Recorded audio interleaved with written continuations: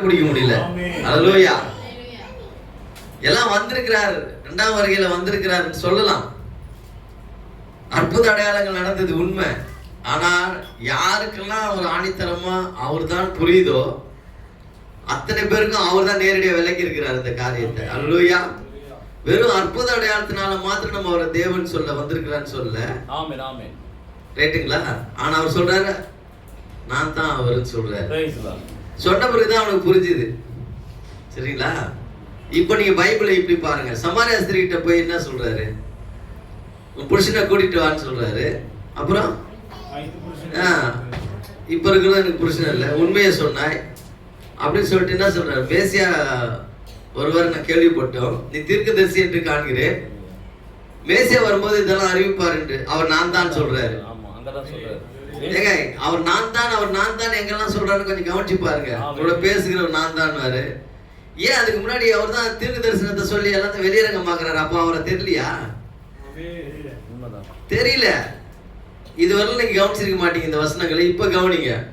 அற்புத அடையாளம் நடந்தாலும் வேத ரீதியா அது உண்மையா இருந்தாலும் நான் தான் அவர் விளக்காதவரை யாருக்கும் தெரியாது. இப்ப உங்களுக்கு புரியுதுன்னா யார் தான் விளக்கி இருக்கிறாரு? அப்படியே உள்டாவா எடுத்துக்கணும். நமக்கு புரியுதுன்னா அவர் தான் விளக்கி இருக்கிறாரு. இத கரெக்டுங்களா? அதனாலதான் இவ்வளவு ஆணித்தரமா அதை பேசிட்டு இருக்கிறோம். அல்லேலூயா. கர்த்தருடைய நாமம் மகிமைப்படுவதாக. சரி, வெளிப்படுத்துற விஷயத்துல நீங்க வாசித்தீங்கல்ல அந்த அதிகாரத்தை, வெளிப்படுத்துற விஷயத்துல நீங்க வாசித்தீங்கல்ல, அதுல தேவன் இயேசு கிறிஸ்துக்கு ஒப்புவித்ததும் படிங்க அந்த வசனங்களை திருப்பியும். சீக்கிரத்தில் சம்பவிக்க வேண்டியவைகளை தம்முடைய ஊழியக்காரருக்கு காண்பிக்கும் பொருட்டு தேவன் இயேசு கிறிஸ்துவுக்கு ஒப்புவித்ததும் இவர் தம்முடைய தூதனை அனுப்பி தம்முடைய ஊழியக்காரனாகிய யோவானுக்கு வெளிப்படுத்தினதுமான விசேஷம். இப்போ இயேசு கிறிஸ்து யார அனுப்புறாரு? தூதனை அனுப்புறாரு. நேத்து ஓபன் மீட்டிங்ல பேசணும், சபை காலங்களுக்கு ஒரு தூதனை அனுப்புறாரு. அது ஓபன் காஸ்பல். இப்போ விசுவாச சகோதர சகோதரி கிட்ட பேசுறேன். தேவன் ஒரு தூதர் கிட்ட என்ன பண்ணிருக்கிறாரு? எல்லாத்தையும் ஒப்படைச்சிருக்கிறாரு. கரெக்டா? எஸ். ஒப்படைச்சாரா? ஆமென். அப்படியே வெளிப்படுத்தின விசேஷம் 21ஆம் அதிகாரத்துக்கு வருவோம். 22ஆம் அதிகாரத்துக்கு வருவோம். சபைகளில் சாட்சியாக இல்ல வெளிப்படுத்தின விசேஷம் வசனத்தை மட்டும் சொல்ற வாசி. அது நேத்து ஓபன் காஸ்பலுக்கு பேசணும். 8:22 யோவானாகிய நானே இவைகளை கண்டும் கேட்டும் இருந்தேன்.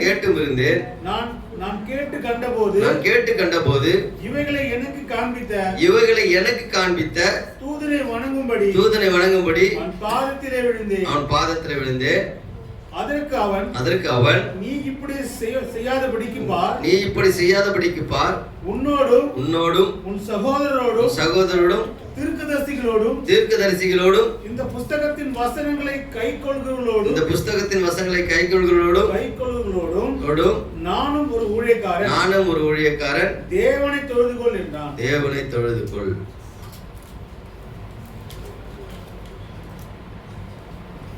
இது யாருங்க? தெரியல, பேர் சொல்லுங்க. இது யாரு? பிரணாம் பின்னாடி உட்காந்துன்னு 7ஆம் தூதன் மட்டும், வெறும் தூதன் மட்டும் சொல்லுவீங்கன்னா தீர்க்கதரிசிகளோட எழுதியிருக்குது. அப்போ ஒரு தூதன் மாத்திரம் ஒரு தீர்க்கதரிசியாவும் இருக்கிறார். கவனிக்க வேண்டிய லைன், ஊழியக்காரரோடும் தீர்க்கதரிசிகளோடும். ரைட்டுங்களா? இது வேற யாரும் இல்லை. நம்ம வெளிப்படையாவே பேசுவோம். இது கூட நூதன உபதேசம் சொல்லட்டும், இல்லை ஏதாவது சொல்லின்னு போட்டோம். வில்லியம் மரீன் பிரங்காம் அவர் தான் அது. ஏன்னா தூதனோடும் தீர்க்கதரிசிகளோடும் எழுதிருக்குது. இப்போ நான் இதை ஓப்பனா சொல்லிட்டேன்ல. இப்போ 1200 மெசேஜ் வச்சிருக்கீங்க. எத்தனை மெசேஜ் வச்சிருக்கீங்க இதுல? இதை எடுத்து இனிமேல் படிக்கிறீங்க. படிக்கும்போது நான் சொன்ன உண்மை அதுல இருக்குது. சும்மா நான் கட்டுக்கதெல்லாம் விடல. நான் தூதனோடும் தீர்க்கதரிசிகளோடும். இதை பார்த்த உடனே யோவான் என்ன பண்றான்? ஒரு காலில் ஏங்க, யோவான் வந்து இயேசு கிறிஸ்துவோட இருந்தவன். அவன் எப்படி தேவனை விட்டுட்டு போயிட்டு இந்த தூதனை வணங்க முடியும்? யோவான், இதுல இருக்கிற யோவான் 12 சீசன்ல ஒருத்தர் மார் மேல சாஞ்சிட்டு இருந்தவன். ஆண்டவர்கிட்ட 3 வருஷம் இயேசுவோட பயணிச்சவன். உயிர்த்தெழுதல் நடந்த பிறகும் அவளோட உயிர்த்தெழுதலை பார்த்தவன். இந்த சம்பவங்களை தூதன் விலைக்கு கொடுக்கும்போது காலிலே விழ போயிட்டான். நான் அப்படி யார் காலில் விழுந்துருக்கணும் தெரியுமா? அவன். வா, நன்றி தூதனே, நன்றி தீர்க்கதரிசி, எங்கப்பா உன்னை அனுப்பிச்சாரு? அவர் எங்கப்பா? இயேசுப்பா எங்க இருக்கிறீங்க? காலில் வந்து விழுற இப்பேற்பட்ட ஒரு தூதனை அனுப்பிச்சின்னு. அப்படி இல்ல, நேரா காட்டின தூதனை காலிலே விழுறான்னு பைபிள் சொல்லுது. இப்பேற்பட்ட மகத்தான காரியங்களை அவர் காட்டியிருந்தா, எப்பேற்பட்ட மகத்தான காரியங்களை யோவானுக்கு அவன் காட்டியிருந்தா அவன் காலிலே விழுவான். பரிசுத்த பவுல் அவர் ஏன் யோவானுக்கு எடுத்து போய் காட்டல? இதெல்லாம் இருக்கிறதுலே பெரிய தீர்க்கதரிசி அவன் பவுல். அந்த பவுல் ஏன் எடுத்துன்னு போயிட்டு இதெல்லாம் யோவானுக்கு பத்மி தீவுல காட்டுறதானே?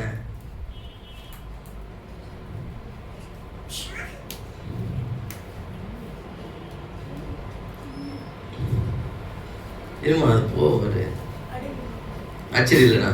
ஏதோ ஒன்று பண்ணுங்க, ஏதோ ஒன்று பண்ணுங்க.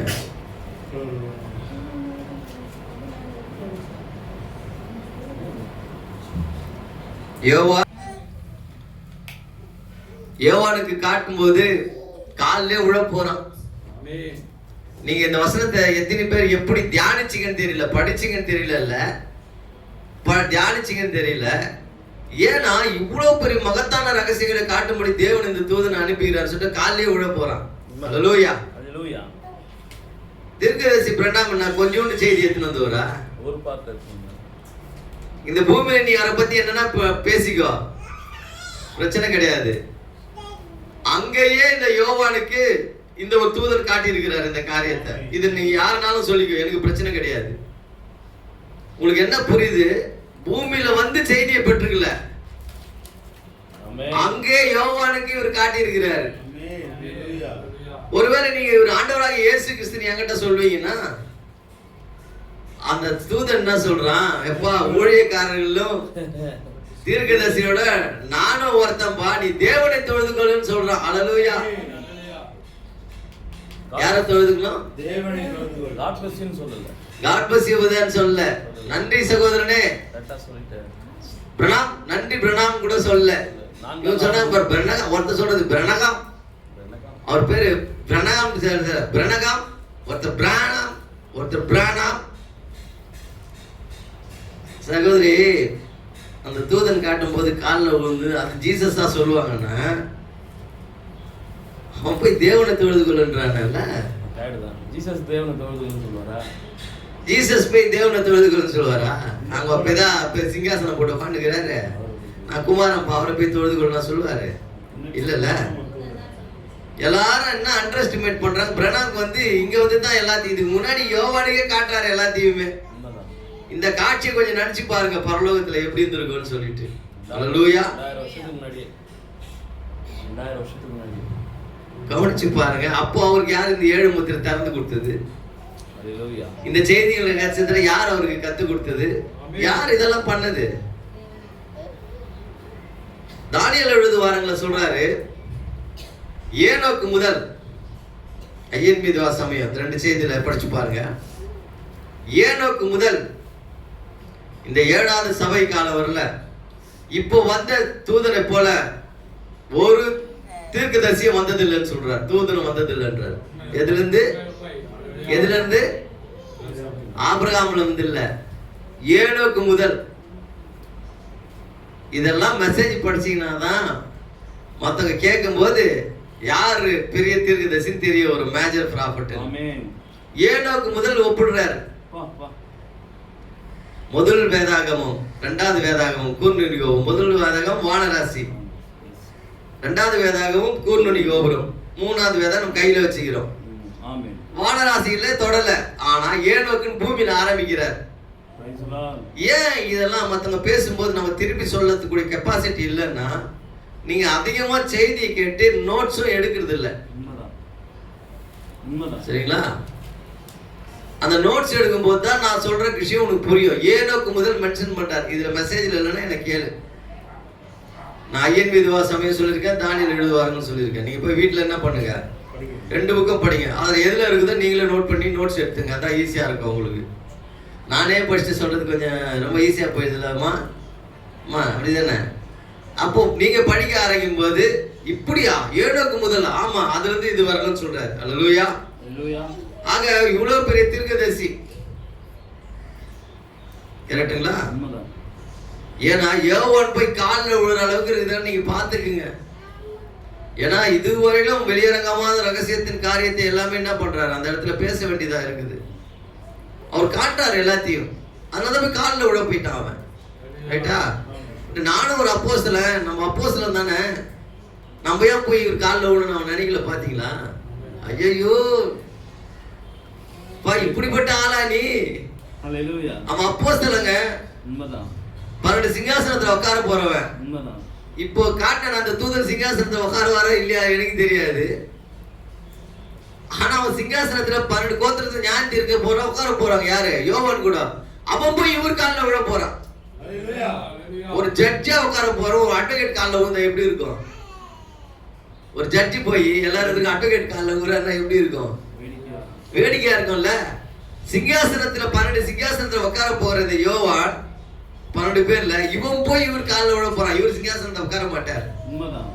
ஏன்னா எந்த சிங்காசனம், அது கூட ஏதாவது சொல்லுவாங்க, நியாய தீர்ப்பின் சிங்காசனத்துல 12 சீட்ல இவர் உட்கார போறது இல்லையா? அப்போஸ்தலர் உட்கார சீட்ல நான் சொல்றேன், கரெக்டா தான் பேசுறேன். இவன் போய் என்ன பண்றான், இந்த தூதன் காலில் விழ போறாரு யோவான். அப்ப எவ்வளவு வேல்யூபிளான ஒரு நபர். அல்லேலூயா. சரிங்க, ஏன் எப்படி கொண்டு வரேன்னு சொன்னா, இப்ப என்ன பண்ணுவோம், மத்தேயு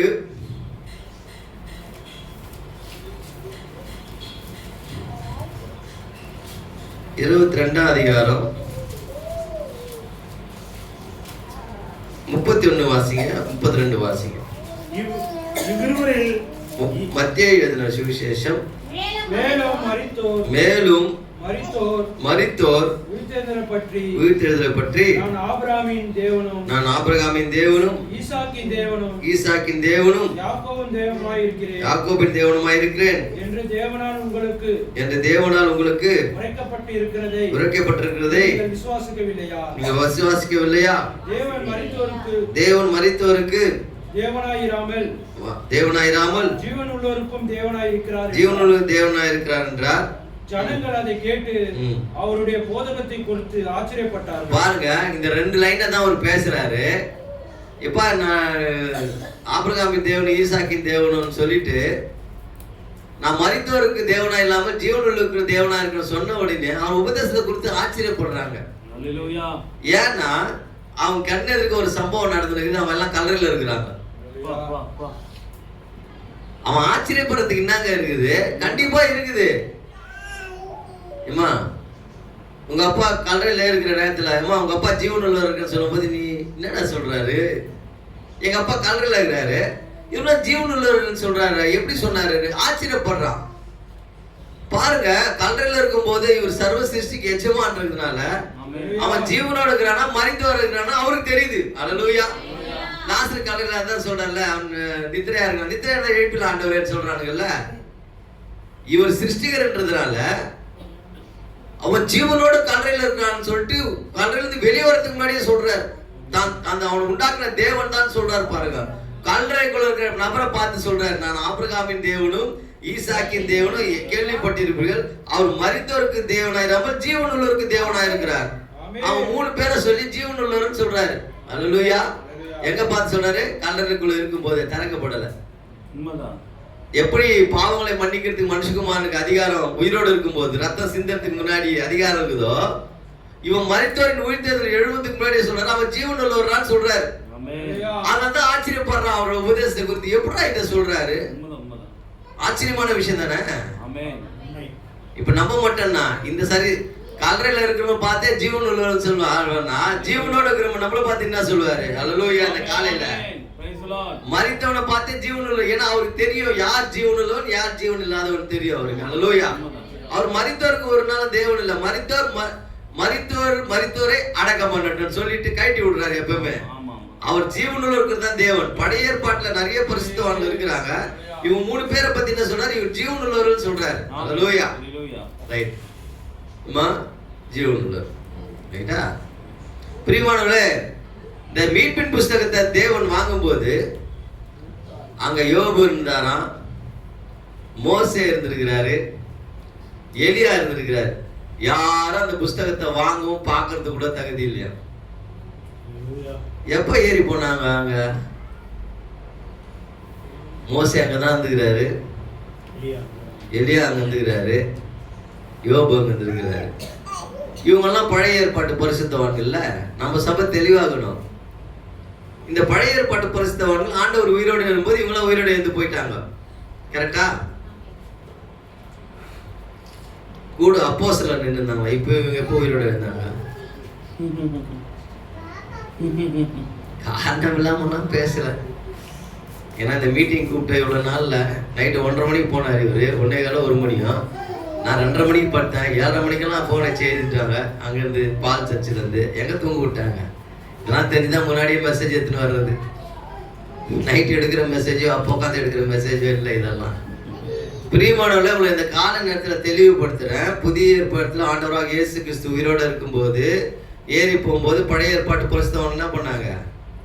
ஏறி போனாங்க. அப்போஸ்தலர் எப்படி அங்க போய் நின்னாங்கன்னு கேட்கிறேன். அப்போஸ்தலர் அங்க நின்றுட்டு இருந்தாங்க. திரு 7 சீரிஸ்ல பேசுற யார் அங்க இருந்தது? அப்போஸ்தலர்கள். அவங்க எப்போ உயிரோடு எழுந்து போனாங்க? அவங்க எப்போ உயிரோடு எழுந்து போனாங்க? கர்த்தர் 6ஆம் வருடத்தோடு பிரதான தூதன் தேவகாந்தர் இறங்கி வருவார். அப்போது கிறிஸ்துவுக்கு மரித்தவர்கள் முதலாவது பின்பு உயிரோடு இருக்கிற நாமும் எதிர்கொண்டு போவோம். இந்த மீட்பின் புஸ்தகத்தை வாங்கும்போது அவங்களாம் நின்று நான் 7 முத்திரையில தீர்க்கதரிசி தான் சொல்றாரு. ஆவியானவர் சொல்றாரு. இன்னும் கேட்டா தீர்க்கதரிசிக்கு முன்னாடி பரிசுத்த ஆவி என்ன சொல்றாரு? அப்போஸ்தலர் அங்க நின்று இருந்தாங்களாம். எப்படி?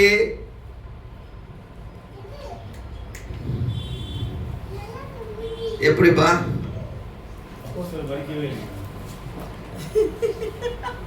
ஒரு விதத்துல நீ சொன்னபடி மறிக்கவில்லை. அல்லேலூயா.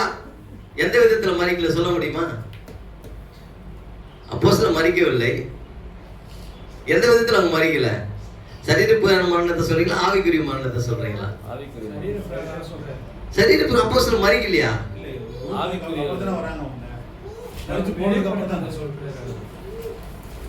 எப்ப அப்போஸ்தலர்கள் இயேசு கிறிஸ்து பரலோகத்துக்கு ஏறி போயிட்டு பிறகு தானே மரிச்சாங்க. இப்ப எப்படி அங்க மீட்பின் புஸ்தகத்தை வாங்கும் போது நின்னுறாங்கன்றாரு? வாய்ப்பு இல்ல, நிக்க முடியாது. அப்போஸ்தலர்கள் யோபு இல்ல, மோசஸ் இல்ல, எலியா சொல்ல, நான் அப்போஸ்தலர்கள் சொல்றேன். அவங்க எப்படி அங்க போனாங்க? வாய்ப்பு இல்ல இருக்கிறது. அங்க இருக்கிறாங்க. அந்த மீட்பின் புஸ்தகத்தை வாங்கும் போது என்ன பண்றாங்க? அவங்க எல்லாம் அங்க இருக்கிறாங்க.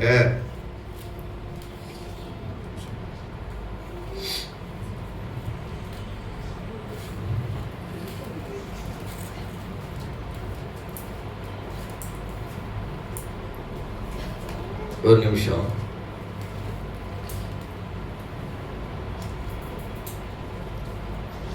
இங்க தீர்க்கதரிசியுடைய அம்மா அந்த கூட்டத்துக்கு வந்து உட்கார்றத பத்தியும் உங்ககிட்ட எடுத்த கடைசியா 1906 அப்படின்னா அவங்க கல்யாணம் நடந்த நாளுன்னு சொல்லிட்டு ரைட்டா. இப்ப அப்போஸ்தலர்கள் அங்க எப்படி நின்னாங்க அப்படின்னு பதில் தரேன். சத்தியத்தின் ஆவி பேஜ் நம்பர் 55. இதுல தப்பா அந்த டிரான்ஸ்லேட்டர் போய் கேட்கணும். என்ன கேட்கக்கூடாது? சென்னை சர்ச். ஆமா, சென்னை சர்ச் போய் கேட்கணும். அவர்கள் அங்க நின்று கொண்டிருந்தார்கள் மற்றும் அழகாக இருந்தார்கள் என்றேன். அவர்கள் வாலிபமாக இருந்தார்கள் என்றேன். ஆகவே நான் அந்த பழைய குடும்ப பதிவுகளை எடுத்து வந்தேன். அவர்கள் 1906 என்னவாக இருந்தார் என்று உங்களுக்கு தெரியுமா? என்னோட தகப்பானுடைய மனவாட்டியாக. அந்த வருடம் தான் அவர்களுக்கு திருமணம் ஆயிற்று. இப்போது அவர்கள் வேறு மனவாட்டியின் பாகமாக இருக்கிறார்கள். வேறொரு மனவாட்டியின் பாகமாக இருக்கிறார்கள். அது கர்த்தராகிய இயேசு கிறிஸ்து மனவாட்டி. மண்ணாங்கட்டி இல்ல, மனவாட்டி. யாரோ ஒருவர் எங்கிருந்தோ எனக்கு ஒரு நிக்கல் காசு அனுப்பி வைத்தார்கள். அது என்னுடைய ஜோபில் இருந்தது. 1906 மற்றும் பரிசுத்த ஆவியானவர், அது 1906 ஒரு காயின் வச்சிருக்கேன். 1906 பரிசுத்த ஆவியானவர் அவர் வரும்போது உங்களுக்கு நான் சொன்ன இவளை வெளிப்படுத்துவார் மற்றும் உங்களுக்கு வரப்போகிற காரியங்களை காண்பிப்பார். அவ்வளவுதான் நிறுத்துறாரு. இப்போது அப்போஸ்தலர் அங்க நின்னாங்கன்னு சொன்னது நானோ இல்ல மனோவோ இல்ல, பரிசுத்த ஆவியானவர் சொல்றார். அவர் வரும்போது வருங்காரியங்களை அறிவிப்பார். கோட் பண்றார் தீர்க்கதரிசி. ஆமென். அல்லேலூயா. அவங்க அம்மாவை பத்தி சொல்லிட்டு கீழே என்ன சொல்றாரு? பரிசுத்த ஆவியானவர் வரும்போது உங்களுக்கு நான் சொன்னவளை வெளிப்படுத்துவார் மற்றும் உங்களுக்கு வரப்போகிற காரியங்களை காண்பிப்பார்ன்றார். இதுதான் காட்டுறார் எல்லா விஷயத்தையுமே.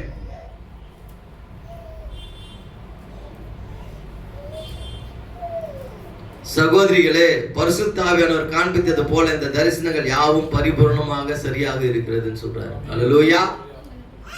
என்ன சொல்ல வந்தேன்னு புரிஞ்சுட்டீங்களா? அவங்க அம்மா உயிரோட எழுந்து வந்தது பரிசுத்த ஆவியானவர் காட்டினார். அப்போஸ்தலருக்கு மேல நின்று பரிசுத்த ஆவியானவர் தான் சொன்னார் 7 முத்திரைகள்ல. அல்லேலூயா. மனுஷன் போய் பார்த்துட்டு வந்து சொல்லல.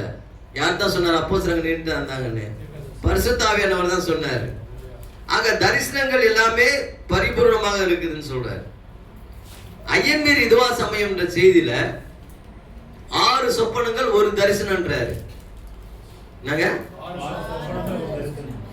இந்த 6 சொப்பனத்துல பில்லியம் பிரணாமே எல்லா சொப்பனத்தையும் பார்க்கல. ஆமென். சரிங்களா? அவர்கிட்ட வந்து சொல்றாங்க, ஸ்டெஃபின் ஒருத்தர் சொல்றாங்க, அவர் கூட இருந்த ஜூனியர் ஜாக்சன் சொல்றாரு, நான் இது மாதிரி பார்த்தேன் இது மாதிரி பார்த்தேன். அதனால அது கட்டுக்கதை ஆயிடுமா?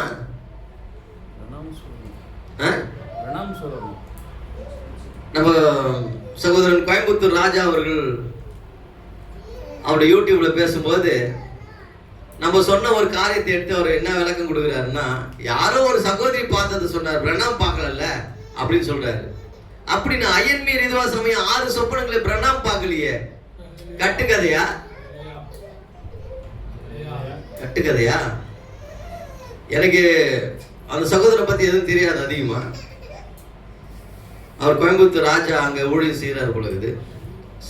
ராஜா அவர்கள் மரியாதையா பேசணும். அவரு பேசின அந்த இது அமுச்சு வச்சிருந்தாப்புல மனோவை பார்த்தேன்.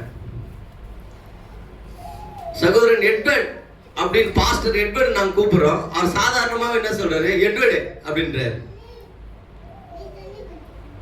அவங்க சபை விசுவாசிகளை நேற்று என்கொயரி பண்ண.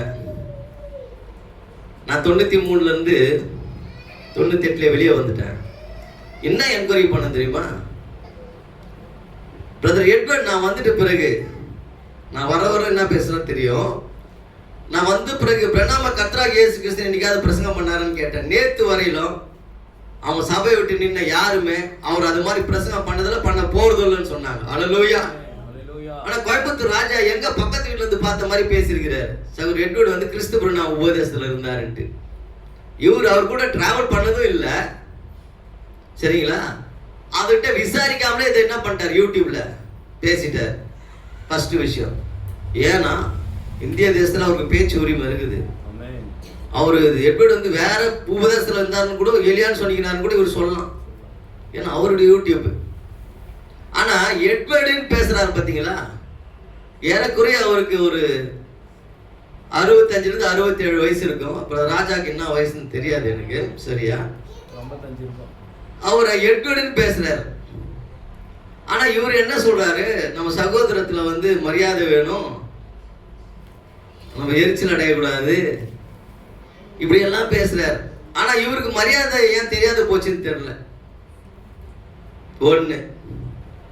ரெண்டாவது, நான் செய்தி கொடுக்கும் போது நான் ஆமோஸையும் ஸ்ரீதரையும் மனோவா பாஸ்டர் கூப்பிட்டு பேச வச்சேன். என்ன பேசினா பரவாயில்ல, எனக்கு ஒரு விஷயமே கிடையாது அதெல்லாம். ஆனா அந்த சகோதரனை கூப்பிட்டு பேசுறதுக்கு அவங்கள பத்தி யூடியூப்ல பேசியிருக்கிறாரா. தனியா கூப்பிட்டு பேசியிருந்தாருன்னா கூட பரவாயில்ல. அவளை குறித்து பேசுறதுக்கு இந்த சபையோட அசிஸ்டன்ட் பாஸ்டர் ஆமோஸ், அவருக்கு எந்த ரைட்ஸும் இல்லை அவரை பத்தி பேசுறதுக்கு. கூப்பிட்டு விடுறாங்க. யாருடைய பர்சனல் பேசுறதுக்கு சொல்ற அவர் பேசக்கூடாதுன்னு சொல்ற அவரு மெசேஜ்ல இருந்தா மெசேஜ்ல காட்டணும்.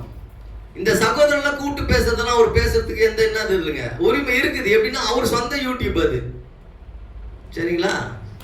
அதனால அவர் பேசிக்கிறார். நம்ம போய் நீ ஏன்பா அதுல பேசணும் நான் கேட்க மாட்டேன்.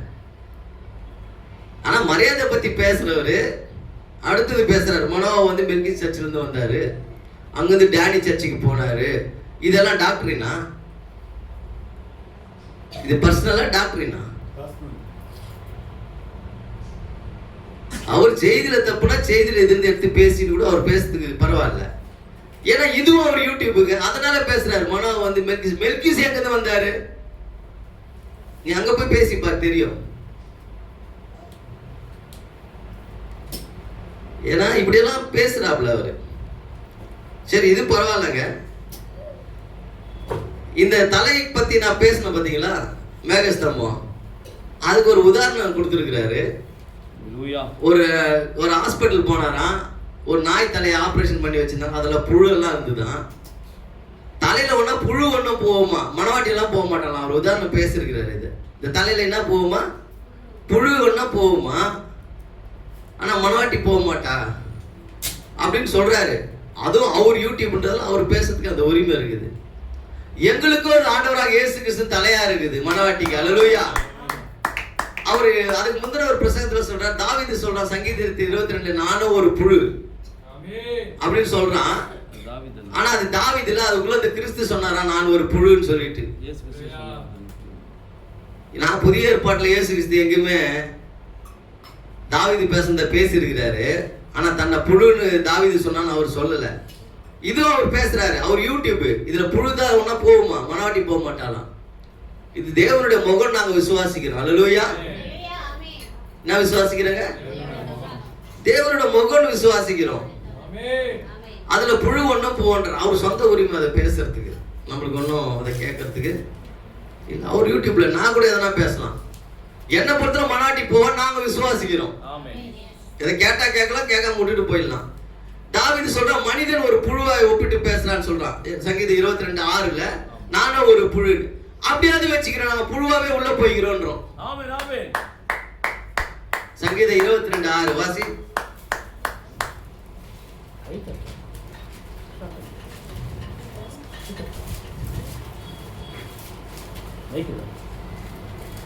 நானே ஒரு புழு, மனுஷன் அல்ல, மனுஷரால் நிந்திக்கப்படும், ஜனங்களால் அவமதிக்கப்படும் இருக்கிறேன். நானும் ஒரு புழு. புழு. நாங்க என்ன சொல்றோம்? ஆமாப்பா, நானே கிடையாது, நாங்கெல்லாம் ஒரு புழு தான்பா, ஒத்துக்கிறோம்பா. நாங்க அப்படியாவது உள்ள போய்கிறோன்றோம். நீங்க ஒத்துக்கிறீங்களா சபையோர? சபையோர உங்களை என்ன கேக்குறேன், நானும் ஒரு புழுன்னு சொல்றாரு. சங்கீதம் 22:6. நம்ம மனுஷன் தானே, அழிவுள்ள மனுஷன், பாடுள்ள மனுஷன், நம்ம ஒரு புழுதான். சகோதரர் சொன்ன மாதிரி நாங்க புழுவாவே உள்ள போய்கிறோன்ற தலையில. புழு மட்டும்தான் உயிரோட இருக்கும்போதே உள்ள போகும்.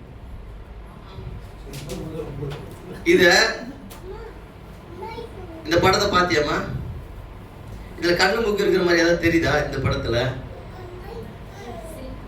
தெரியல. இருக்கிற உண்மை வச்சுக்கோ. இப்ப பாரு.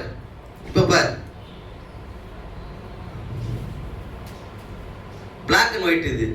ஆமா. டேவிட் பதட்ட எத்தனை வருஷமா இருக்கு தெரியுமா இது? என்கிட்ட எத்தனை வருஷமா இருக்குது? எங்க அது வந்தது தெரியுமா? இது ஜெபர்சன்வில்ல இருந்து வந்தது. ஹalleluya. தீர்க்கதரிசிக்கு அப்புறம் யுஎஸ்ல இருந்து பிரிண்டிங் பிரஸ்ல 86ல எடுத்து வந்து கொடுத்தாங்க.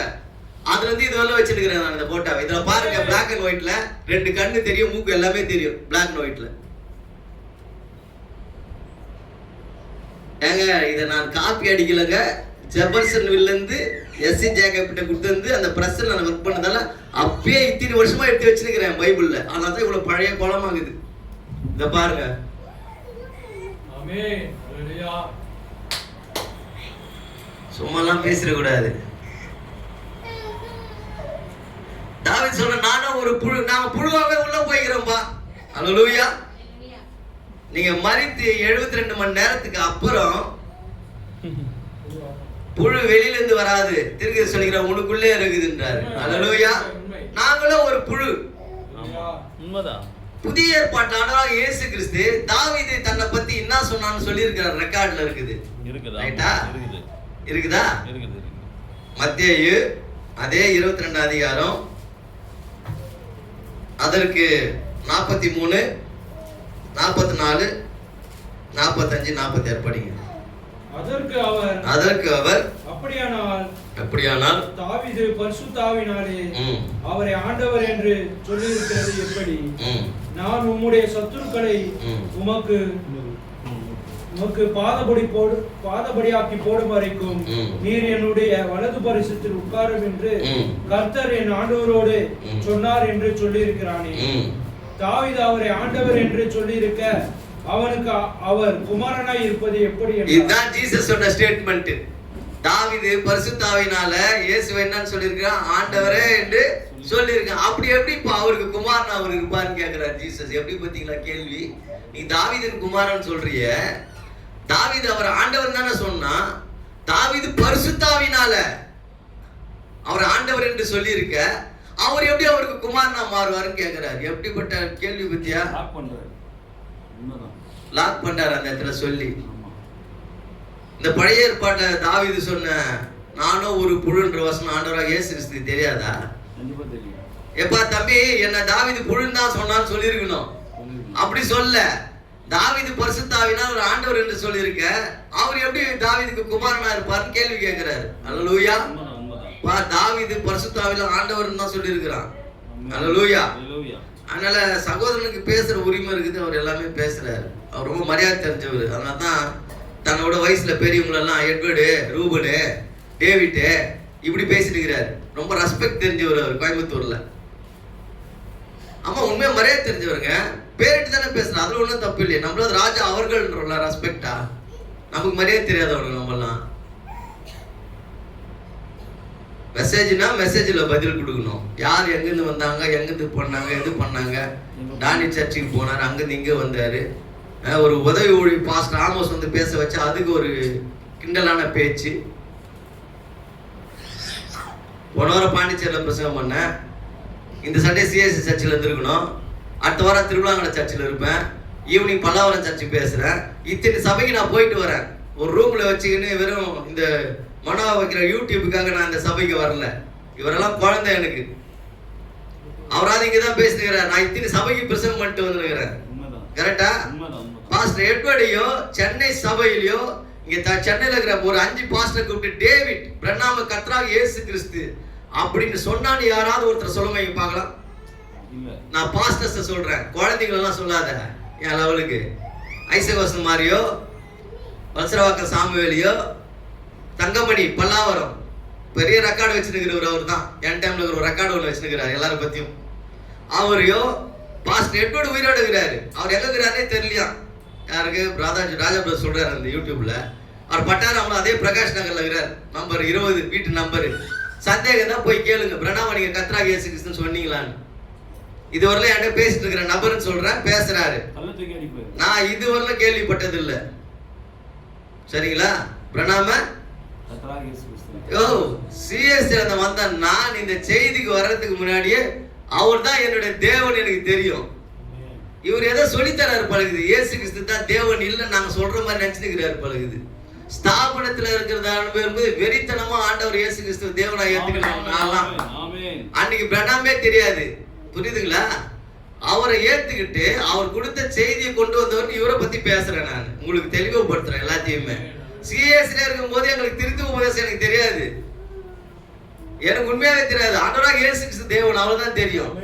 நமக்கு கடவுள் யாரு சில பேர் சொல்லி தரதுக்கு ட்ரை பண்றாங்க. ரைட்டா? ரைட்டுங்களா? ரைட்டு. அதுக்கு முன்னாடி ஒரு செய்தியில் அவர் பேசிருக்கிறாரு. நாம் மனிதர்கள் தேவனாக, தேவன் மனிதனானான்னு பேசுறாரு. தேவன் என்றால் தொழுகைக்குரிய பொருள். அப்ப நம்மலாம் தேவர்களா? தொழுகைக்குரிய பொருளா? அப்படி எடுத்துக்கலாமா? எங்களுக்கு ஒன்றும் புரியாமலாம் இல்லை. மனிதன் தேவனாக, தேவன் மனிதன் ஆனார், அவர் தான் பேசுறாரு. அப்படின்னா நம்மளாம் தொழுகைக்குரிய பொருளா? அப்ப நமக்கு புரியாம சேர்த்துக்கிறோம் ஆமேன்னு சொல்றோமா? புரிஞ்சுதான் ஆமேன்னு சொல்றோம். ஆதாம் ஏவாள் இழந்த ஸ்தானத்தை திருப்பி கொண்டு வந்து கொடுத்திருக்கிறார். எதுக்கு? இந்த பூமிக்கு நம்மளை தேவனாக வைச்சார். ரைட்டா? மைனர் காட்ஸ், குட்டி மேசியாக்கள், இதெல்லாம் தெரியாமலாம் இல்ல. அண்ட சராசத்துக்கு நம்ம தேவன் ஆக முடியாது, பிரணாமும் ஆக முடியாது. அண்ட சராசத்துக்கு ஆண்டவராக இயேசு கிறிஸ்து தான் தேவன். அண்ட சராசரத்துக்கு. ரைட்டா? அப்புறம் அவர் சொல்றாரு இந்த மேகத்துல வந்து பிரணாம் வந்து போனாரு, இந்த வேகத்துல எடுத்துக்கொள்ளப்பட்டாருன்னு சொல்றாரு. ராஜா பிரதர் தான் பேசியிருக்காரு இதையும். அவர் மனவாட்டி இல்லையா? அந்த அடிப்படையிலேயே அவர் இங்க இருக்கிறாருன்னு சொன்னா எடுத்துக்கொள்ளப்பட்டாரு. மனவாட்டி இல்லையான்னு கேக்குறேன். மனவாட்டி தானே. அப்புறம் என்ன, மனவாட்டிக்கு ஒரு ஊழியர் இருக்குதான்னு கேக்குறா. திரும்பி சொல்ற அதான் இப்ப நடந்து கொண்டு இருக்குதுன்னு சொல்றாரு. நான் மனவாட்டின்னு தான் சொல்றேன். அல்லேலூயா. கீழே வந்து செய்தி தெரிஞ்சுக்கல, மேல தூதனை வணங்கும்படியாக காலில் விழுந்து அங்கேயே இருந்திருக்கிறார். அல்லேலூயா. ரைட்டுங்களா? புரிஞ்சுக்கிட்டீங்களா செய்தி என்னன்ட்டு?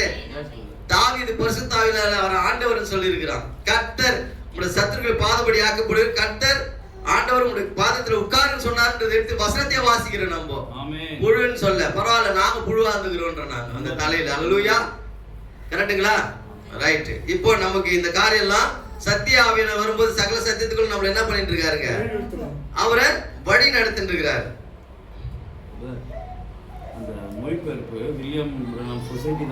ஆமா, அந்த கிறிஸ்து தேவனோட சொந்த வார்த்தையில் வெளிப்படுகிற நிறைய புக்கு வில்லியம் பிரணாம் தான். அவங்களால தெரிஞ்சவர்களும் அவங்க போட்டிருக்கிறாங்க. அவங்க தான் டிரான்ஸ்லேஷன் அதை கேட்கணும், அவங்கள போய் கேட்டுக்கணும். அல்லேலூயா. சரிங்களா? Okay, right. இங்க பாருங்க பிரியமானவர்களே,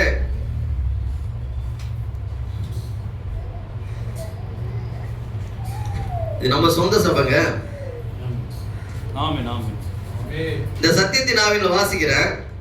கர்த்தராகிய இயேசுவே, சந்தேகமின்றி அந்த காலையில அநேக ஸ்திரீகள் துணிகளை துவைப்பதை விட்டுவிட்டு, புருஷர்கள் தங்கள் நிலத்தின் விளைச்சலை விட்டுவிட்டு, மற்றும் மீன் பிடிப்பவர்களும் தங்கள் வலையை விட்டுவிட்டு தேவனுடைய வார்த்தை கேட்க வந்திருப்பார்கள். நீர் உம்முடைய மாம்ச சரீரத்தில் இந்த இரவிலே இங்கே இருப்பீரானால் அன்றைக்கு கூடினவர்களுக்கும் மேலானதாக இன்றைக்கு அதிகமானவர்கள் கூடியிருப்பார் என்பது சந்தேகமே. அல்லேலூயா. அன்னைக்கு ஆண்டவராக இயேசு கிறிஸ்து கூட்டத்துக்கு போனாங்க பாத்தீங்களா, வலையெல்லாம் விட்டுட்டு. அங்க எத்தனை பேர் இருந்தாங்களோ, ஒருவேளை அந்த தேவன் இங்க இருப்பாருன்னா இந்த கூடின கூட்டத்தை விட அதிகமான பேர் இருக்க போவதில்லைன்னு சொல்றாரு. அப்படின்னா நான் நேற்று மீண்டும் மாறாத இயேசு கிறிஸ்து இங்க இருக்கிறான்னு சொல்றாரு. அதுக்கு அதிகமான பேர் கூட முடியாதுன்னு சொல்றாரு சத்தியத்தின் ஆவின்ற மெசேஜ்ல. அல்லேலூயா. புரியுதுங்களா? அதோட ஒப்புமை எப்படின்னு சொல்லிட்டு. சரிங்களா புதர்?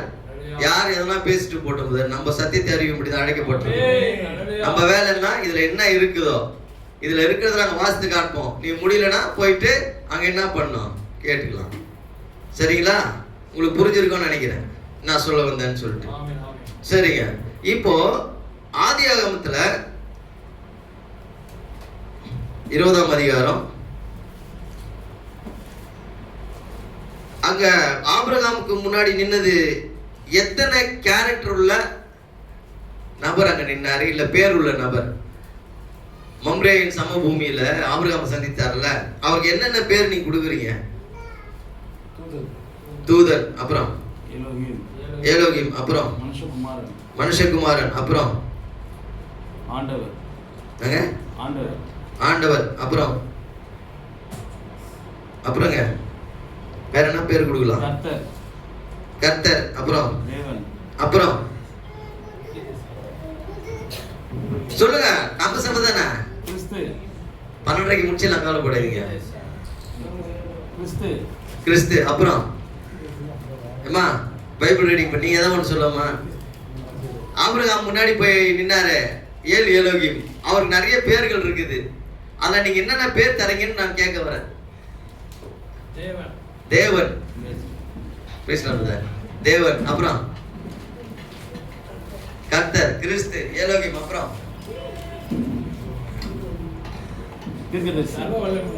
சர்வவல்லமையுள்ள தேவன், அப்புறம் யெகோவா தேவன், அப்புறம் ஏலோகிம், அப்புறம் அதே திருப்பி 3ஆவது முறை சொல்லிட்டீங்க. அப்புறம் என்னங்க? எல் ஷடாய், அப்புறம் அப்புறம் இந்த வெள்ளபிக்கு இனி ஒரு சூரிய உதயத்துல சொல்றாரு பிரதம நியாயாதிபதினு சொல்றாரு. அல்லேலூயா. சும்மா வெள்ள எக்ஸாம்பிள் சொல்ற உடனே இது ஒரு கட்டுக்கதை அப்படி ஆகிடாது. ஆமா சார், நிறைய கட்டுக்கதைலாம் படிச்சுக்கிறோம் நாங்களும். இத்தனை பேர் சொன்னீங்க.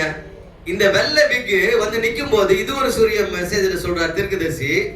அது ஏன் வெள்ளை கலர்ல இருந்ததுன்னா அது பிரதம நியாயாதிபதியுடைய அந்த வெக்கி போட்டு இருந்தாரு அப்படின்னு சொல்றாரு. அல்லேலூயா. அடையாளத்துக்கு. ஆனா அதை உருவாக்குறது தூதர்கள். தூதர் உடனே விக்கி போட்டு இருந்தான்னு சொல்றாங்க. அப்படியே பேசுறதுக்கு எதுவும் நோட்ஸ் ஒழுங்கா தெரியலன்னா நம்ம பேசுறது எடுத்து சொல்லக்கூடாது. நீ படிச்சுட்டு நீ அதுல இருந்து எடுத்து சொல்லணும். ரைட்டுங்களா? இப்ப நான் ஒரு புதிய பேர் வேதத்துல சொல்லப்பட்டிருக்குது. எப்படி மனுஷகுமாரன் இந்த வரும்போது வெள்ளவிக்கோட நியாயாதிபதி என்ற பேர்ல நின்னாரோ, ஆபிரகாமுக்கு இத்தனை பேர் நீங்க சொன்னீங்க. ஆதியாகமம் 18ஆம் அதிகாரம் 25வது வசனத்தை வாசிங்க. துன்மார்க்கரோடு நீதிமானை சங்கரிப்பது உங்களுக்கு தூரமாய் இருப்பதாக, நீதிமானையும் துன்மார்க்கனையும் சமமாய் நடப்பிப்பது உமக்கு தூரமாய் இருப்பதாக. சர்வலோக நியாயாதிபதி நீதி செய்யாதிருப்பாரோ? அவருக்கு இன்னொரு பேர் என்ன இருக்குது அந்த இடத்துல? சர்வலோக நியாயாதிபதி. பிரதர், ஆபிரகாமுக்கு முன்னாடி பிரண்ணாமுக்கு முன்னாடி இந்த எப்படி வெள்ளை மேகத்தின் மேல தூதர்கள் தோன்றுறாங்களோ, அந்த ஆபிரகாமுக்கு முன்னாடி சர்வலோக நியாயாதிபதி நிக்கிறான்னு ஆபிரகாம் சொல்றான். அல்லேலூயா. இத்தனை பேர் சொன்னீங்க, ஆனா யாருமே என்ன சொல்ல அவர? சர்வலோகத்துக்கும் நியாயாதிபதி. அல்லேலூயா. இதுதான் ஆபிரகாம் முன்னாடி நின்னு அந்த காரியத்தை செஞ்சவர். அவர் பேரு என்ன மனவா? இனிமேல் இதையும் சேர்த்து சொல்லுங்க. ஏலோகிம், யெகோவா ஈரே, யெகோவா ரஃபா, யெகோவா ஷாலோம். என்னன்னா சொல்லு. மனுஷகுமாரன், தேவகுமாரன், தாவீதின் குமாரன், என்னன்னா சொல்லு. கடைசியா ஒண்ணு சொல்லு. வெள்ளை கலர் எதுக்கு தெரியுமா? சர்வலோக நியாயாதிபதி. ஆபிரகாமே அந்த வெளிப்பாட்டுல இருந்தாயா? உனக்கு தான் தெரியல என்ன வரலாம். ஆபிரகாமுக்கு என்ன பேர் சொல்றான்? சர்வலோக நியாயாதிபதி. ஏன்னா சோதம் குமார் அழிக்க போறாரு. அழிக்கிறதுக்கு யாருக்கு தான் தகுதி உண்டு? படைத்தவருக்கு மட்டும்தான். அல்லேலூயா. கர்த்தருக்கு. ஆனாதான் ஜட்ஜி ஆகிட்டாரு. ஐயோ, நியாயத்திற்கு வந்து நிக்கிறாருன்னு சொல்லிட்டு அவரை சர்வலோக நியாயாதிபதி என்ன பண்றான் சொல்றான். பேஜ் 63 சத்தியத்தின் சாட்சி. ஆபிரகாம் கதையில ஸ்டார்ட் பண்ணுவோம் ட்ரெயினை.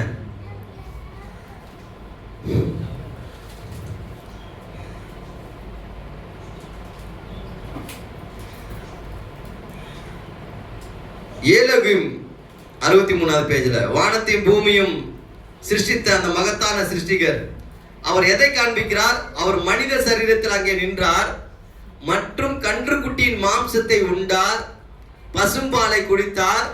மேலும் அங்கு இருந்து மாயமாக மறைந்து போக முடிந்தது. நான் வாக்களித்த குறித்த காலத்தில் நிச்சயமாய் உன்னிடத்தில் திரும்ப வருவேன். அவனை பேர் சொல்லி அழைத்தார். அவன் பின்புறமாக இருந்த போதிலும் சாராள் எங்கே என்று கேட்டார். அல்லேலூயா. அடையாளம் பின்னாடி மனவா சொல்ற மாதிரி திருப்பி முதுகு பின்னாடி என்ன பண்றாரு? யாரு அதை பண்றது? அப்புறம் திருப்பி இதை விட்டுட்டீங்கன்னா இனி மெமரி பண்ணிக்க. சர்வலோகத்தின் நியாயாதிபதி அங்க நிக்கிறாரு. சாராளுடைய இதயத்துல பாலை குடிக்கிறாரு. கன்றுக்குட்டின் இறைச்சி அவர் என்ன பண்றாருங்க? சாப்பிடுறாரு. அப்படிதான் பாப்போமா? அப்படிதான் பாப்போமா?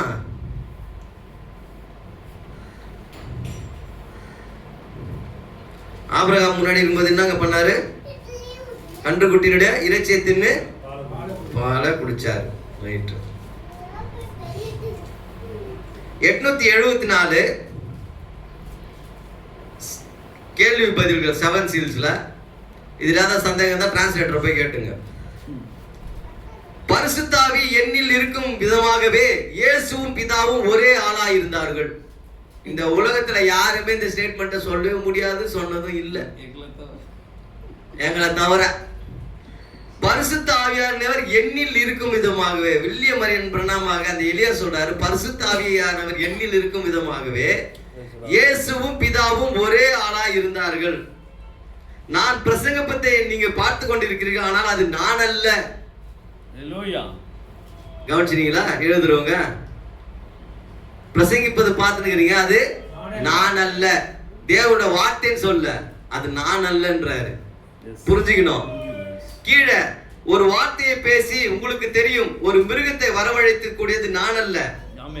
அங்க உட்கார்ந்து கொண்டு அதை பார்த்து மிருகத்தை கொண்டு அதை புசிப்பது, அது சிருஷ்டிக்கும் வல்லமே அது மனிதர்களே கிடையாது. அல்லேலூயா. ஆபிரகாம் இருக்கும் முன்னாடி கண்டுக்குட்டி எப்படி புசிச்சாரோ பாலை குடிச்சாரோ அது மாதிரி ஒரு மிருகத்தை வர வச்சு கொண்டு அதை புசிப்பது நான் அல்ல, அது நம்மளிடத்துல இல்லைன்றாரு. அது தேவன். யாரு? நியாயாதிபதி, சர்வலோகத்தின் நியாயாதிபதி. அல்லேலூயா. இப்படி எல்லாம் பேசும்போது சந்தேகம் வந்தது நிறைய பேருக்கு. இப்படியெல்லாம் பிரணாம் பேசிட்டு இருக்கும்போது, தீர்க்கதரிசி பேசிட்டு இருக்கும்போது அநேகருக்கு சந்தேகம் வந்துட்டு நமது முன்னிலையில் திரை நீக்கப்பட்ட வல்லமுள்ள தேவன் அந்த செய்தியில அவர் அன்றொரு நாள் ஒரு போதகர் ஒருவரிடம் கூறிக்கொண்டிருந்த போது அந்த மனிதன் சுகம் பெற்றார் என்று செய்தி அறிந்த போது அந்த போதகர் சகோதரர் பிரணாமே அவர் உண்மை தேவனாக்கி விடுகிறார் என்றார். ஒரு பாஸ்டர் சொல்றார், சகோதரர் பிரணாம் இந்த சுகத்தெல்லாம் பார்த்தா உங்களை தேவனாக்கிடுறாங்க. அவர் குற்றம் கண்டுபிடிப்பவர். இந்நாளில் இருக்கிறாங்களா அது மாதிரி நம்ம பிரணாம தேவன் சொல்லுகிறோமா? ஏன்னா எங்களுக்கு ஆண்டவர் யாருன்னே தெரியாது பாரு. எங்களுக்கு ஆண்டவர் யாருன்னே தெரியாது, முன்ன பின்ன கூட பார்த்ததே கிடையாது. அவரை பிரணாம பார்த்தவொடனே அப்படியே போய் அப்படியே கும்பிடு போட்டுப்போம், ஐயோ வாங்க ஆண்டவரேன்ட்டு. காலில் உங்களோட யோவானே சொல்றார், தேவனை தொழுதுகளும் சொல்லுகிறார். தெளிவா படிச்ச வேதவர். அல்லேலூயா.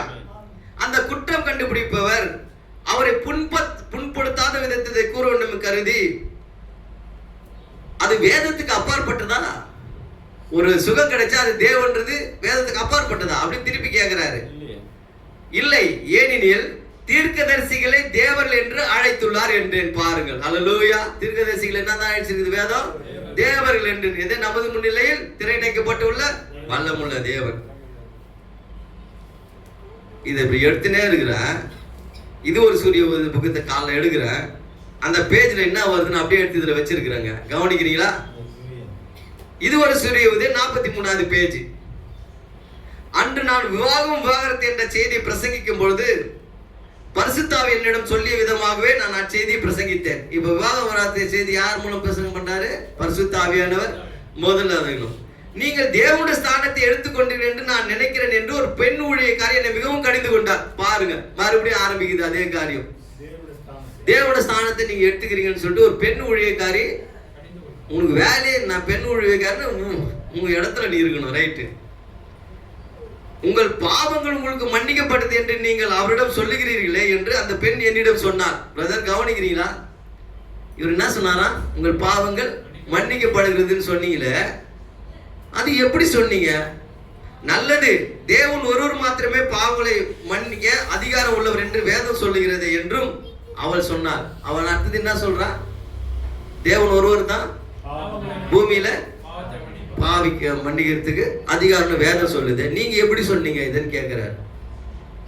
மற்றொரு பரிசேயன் பாருங்கள் புரிந்து கொள்ளுகின்றார். அல்லேலூயா. அந்த ஸ்திரீ என்ன சொல்றாரு? மற்றொரு பரிசேயன் ஆயவன்னார். அன்னைக்கு சொன்னா பாரு, உன் பாவங்கள் மன்னிக்கப்பட்டதுன்னா எப்படி நீங்க அதை சொல்றீங்க கேட்கும் போது ஒரு ஆர்கியூமெண்ட் ஆச்சுல. தோடா மற்ற ஒரு பரிசேயன் அந்த சகோதரியை பார்த்து சொல்றாரு, தோ பரிசேயன் சொல்றாரு. ஏன்னா நேற்று மீண்டும் மாறாதவர் தான் அந்த குற்றத்தை சாட்ட முடியும்.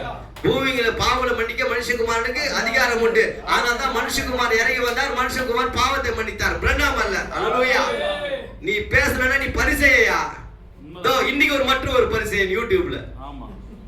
நீ யாரா இங்க உட்கார்ந்து எல்லாரும் சேர்த்து சொல்ற? நீ கூட எப்படி இன்னைக்கு பாவங்கள் மன்னிக்கப்படுதுன்னு ஒரு பிரணாம் சொன்னார் நீ கேட்டினா நீ ஒரு பரிசேயன், மற்றும் ஒரு பரிசேயன். அல்லேலூயா. கரெக்ட்டுங்களா? ஒத்துக்கிறீங்களா? ஓகே, அல்லேலூயா. இப்போ என்ன பண்ணலாம்? இதில் இருக்கிற 5ஆம் பேஜ் ஒன்றா படிச்சுன்னு போகலாம். கொஞ்சம் டைம் கொடுங்க, சரிங்களா? ஓகே, எழுதி வச்சிருக்கேன். நான் ஆபிரகாம் சப்ஜெக்ட் விட்டு எங்கேயுமே போகல. சர்வலோக நியாயாதிபதினு வாசித்து காட்டினேன், ரைட்டுங்களா? தேவனை வந்து பிரணாம இப்படி பேசுறாங்கன்னு சொன்னோன்னு அவர் சொன்னதுன்னா நீ ஒரு பரிசேயன்டான்னு சொன்னாரு. மேலேயே அவர் கால விட ஒத்துக்கலையே, கீழே ஒத்துப்பாரா? தன்னை தேவனாக்கி ஒத்துப்பாரா? நீங்கள் இந்த படத்தை விதமாக திருப்பினால் நீங்கள் கிறிஸ்துவை காணலாம். வானத்துக்கும் பூமிக்கும் தேவனாகிய அவர் தலையில் வெள்ளை டோப்பாவை அணிந்து கொண்டு பரிபூர்ணமாக கீழே நோக்கி பார்த்து கொண்டிருக்கிறார். அதான் இப்படி சாஞ்சிருக்குது, அது பார்த்து கொண்டிருக்கிறார். உங்களால் அவருடைய கண்களையும் மூக்கையும் வாயையும் காண முடிகிறதா? அவர்கள் புகைப்படத்தை எடுத்து சற்று விதமாக திருப்புங்கள். அது விதமாக தான் இருக்க வேண்டும். உங்களுக்கு தெரிகிறதா? அவர் பிரதம நியாயாதிபதி, அவரை தவிர ஒருவரும் இல்லை. இந்த செய்தி உண்மை என்பதற்கு இதுவே மீண்டும் ஒரு அடையாளமும் நிறுவனமாகும். இது சத்தியம். அது அவரை மூன்றாவது ஆளாக்காது, அது அவரே தான். அல்லேலூயா.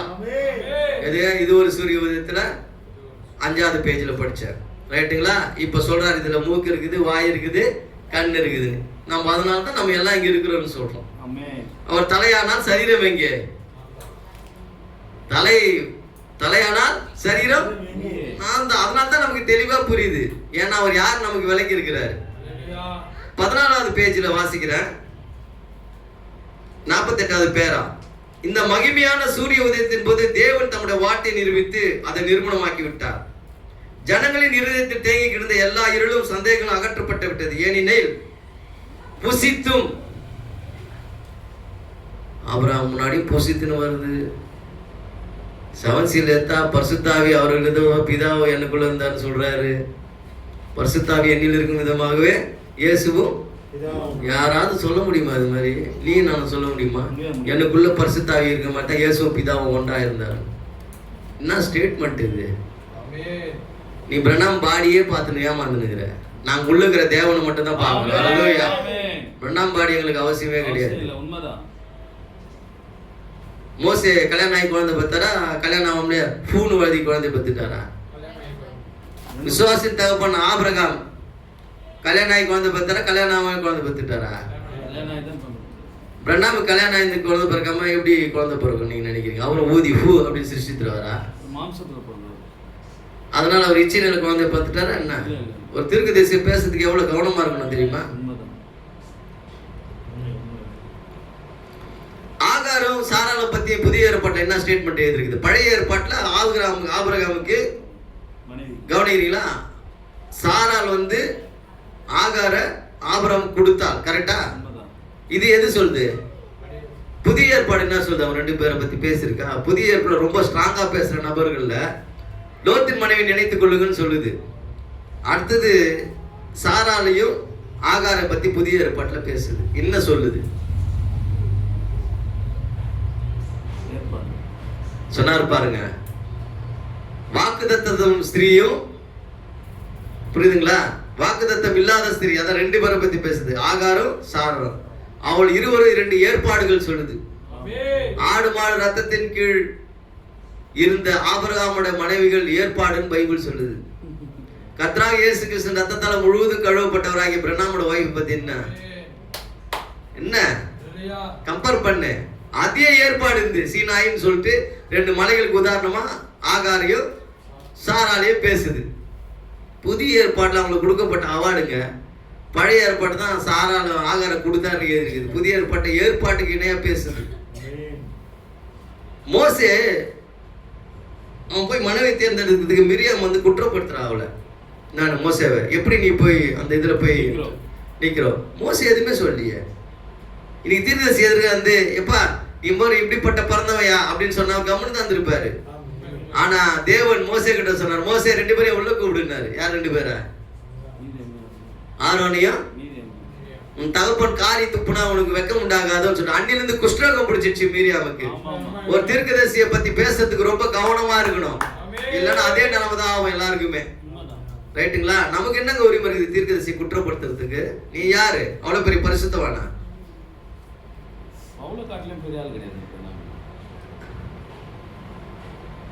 அவ்வளவு பேர் ஆள் இல்லைல்ல. நம்ம ரெக்கார்ட் எத்தனை எப்படி இருக்கும்? கேத்திரமா இருக்கும். பிரணாம் எங்காவது கஞ்சா வித்தாரா? பிரணாம் எங்க ஊழியத்துக்கு போன குடும்பங்களுக்கு எடுத்தாரா? பிரணாம் எங்காவது சரக்கு அடிச்சாரா? பிரணாம் எங்கன்னா சிகரெட் பிடிச்சாரா? எந்த பெண்ணோட கை கோத்து சுத்தி உல்லாசமா வாழ்ந்தாரா? இல்ல. அவர் 2வது திருமணத்துக்கு ஒத்துக்கல தெரியுமா உங்களுக்கு? அவன் மனைவி இறந்த பிறகு மேடா அவர் திருமணம் பண்ண ஒத்துக்கல. பிரணாம் வந்து மேடாவை திருமணம் பண்ண ஒத்துக்கல. ஆண்டவர் தான் அவரோட கணவன் மேடா காட்டினார். அல்லேலூயா. என்னங்க? யாருக்கு? யார பொண்ணு பார்த்தது யாரு? மேடாக்கு. மாப்பிள்ளை பார்த்தது யாரு? மேடாக்கு. எவ்வளோ கீழ்த்தரமா பேசுற நீ. அத பேசுவியா? கேள்வி பண்ணா கேள்விப்பட்டுக்கோ. தீர்க்கதரிசி பிரணாமுடைய மனைவி மேடாக்கு அவரோட கணவர் பிரணாமன் தான். யார் தான் சொல்லப்பட்டது? தேவன் தான் அவருக்கு அந்த அம்மாவுக்கு சொன்னாங்க. ஏன்னா தீர்க்கதரிசி அந்த அம்மாவை கல்யாணம் பண்ணிக்கிறது விருப்பம் இல்லை. தேவனே பார்த்த பொண்ணு. ஈசாக்குக்கு ரெபேக்கால பார்த்துட்டாரா? எல்லா பிரசங்கத்தையும் ரெபேக்கால எடுத்துக்கிறிய. இங்க ஒரு ஈசாக்குக்கு ஒரு ரெபேக்கால பார்த்துருக்கிறாரு. அல்லேலூயா. நீ கொச்சப்படுத்தி பேசுறாத, பத்திரமா இரு, காணாம போயிருவ. கரெக்டுங்களா? இதெல்லாம் ரிப்போர்ட்ல இருக்குது. அடுத்தது 26வது பேஜ்.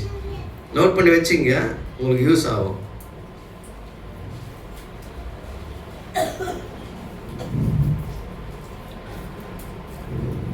பிரதர், முக்கியமான லைனை நான் படிக்க போறேன் பிரதர். 96. அல்லேலூயா, நான் சொல்லுகிறேன் என்பதை நீங்கள் புரிந்து கொண்டு நம்புகிறேன். அது ஏற்கனவே ஜனங்களின் மேல் அசைவாடப்பட்டு விட்டது. முதல் தடவையாக ஸ்தாபன இருளிலிருந்து உயிர்த்தெழும் மனவாட்டியின் யுகம் வரப்போகிறது. 62 என்ன சொல்றாரு? மனவாட்டியின் யுகம் வரப்போகிறது. அது தன் முழு வல்லமைக்கும் அது மறுபடியும் திரும்பி அன்று அவர் செய்தது போலவே அதே அற்புத அடையாளங்கள் ஜனங்கள் மீது அசைவாட்டப்படுகிறது என்ற செய்தி உண்டாயிருக்கும். தன் முழு வல்லமைக்கும் அது மறுபடியும் திரும்பி. குறைவான வல்லமை இல்லை. என்ன வல்லமைங்க? முழு வல்லமை. பகுதி இல்லை, ஒரு பகுதி கிடையாது, முழு வல்லமைக்கு. அது 26வது பேஜில் உங்களுக்கு வாஸ்து காட்டிருக்கிறேன். அந்த யுகத்தில் முழுவதும் முதிர்ச்சி அடைந்த முழு வார்த்தை. அதை தான் நோட் பண்ணும். அதை தான் பிரதர் ஏந்து போறதுக்காக திருப்பி படித்தேன். பிரதர், இது ஒரு சூரியத்தில் சொல்றாரு. என்ன சொல்றாருன்னா, முதிர்ச்சி அடைந்த முழு வார்த்தை அப்படின்னு சொல்றாரு. இந்த யுகத்தில் முழுவதும் முதிர்ச்சி அடைந்த முழு வார்த்தை. பார்ட் இல்லை. அல்லேலூயா. முழு வார்த்தை தான் நமக்கு திரும்பி வந்திருக்குது. இப்ப புரிஞ்சுக்கிட்டீங்களா? நம்ம அறகுறை வார்த்தையை பெற்றில்லை இந்த பூமியில. தேவனுடைய முழு வார்த்தைய இந்த மனவாட்டி யுகத்துல முழு வார்த்தையை தான் நம்ம பெற்றிருக்கிறோம். அறகுறையான வார்த்தையை நம்ம பெற்றில்லை. ஓகே, இப்போ ஒரு காரியம், இது அப்படியே இருக்கட்டும். இந்த 7 சீல்ஸ்ல பிளவு மெசேஜ்ல எப்பவுமே நான் வரும்போதெல்லாம் உங்களுக்கு வாஸ்து காட்டுறேன். இங்கிலீஷ்லயும் படிக்கிறேன், தமிழ்லயும் படிக்கிறேன். 175வது பேஜ். அம்மா, இது ஒரு முக்கியமான விஷயம். அவன் முதலாம் ஜாமத்தில் நித்திரடைந்தாலும் அல்லது 2ஆம் 3ஆம் 4ஆம் 5ஆம் 6ஆம் 7ஆம் ஜாமங்கள் நித்திரடைந்திருந்தாலும் அல்லது எங்கே நித்திரடைந்திருந்தாலும் பரவாயில்லை, என்னை நேரிடும். தேவ எக்காலம் முழங்கும். என்ன முழங்குங்க? கேக்குறீங்களா? தேவ எக்காலம் முழங்கும். கடைசி முத்திரை திறக்கப்பட்டு கடைசி தூதன் செய்தி அளித்துக் கொண்டிருக்கும் அதே தருணத்தில் கடைசி காலம் முழங்கும். அப்பொழுது மீட்பர் தமது ரத்தத்தினாலே கழுவப்பட்ட சபையாகிய தமது பொக்கிஷங்களை பெற்றுக்கொள்ள புறப்பட்டு வருவார். அல்லேலூயா. அநேகர் தேவ காலம் முழங்கணும், கடைசி காலம் முழங்கணும் உட்கார்ந்துக்கிறாங்க. இன்னும் இதே செய்தியில பிளவுல எடுத்து தமிழ்ல உங்களுக்கு தெளிவா என்ன பண்ணுங்க, வாஸ்து காட்டுங்க. இப்போ இங்கிலீஷ்ல வாஸ்து காட்டுறேன். இங்கிலீஷ்ல எப்படி இதுன்னு தெரிஞ்சுக்கணும்ல நீங்க. நாம sir right.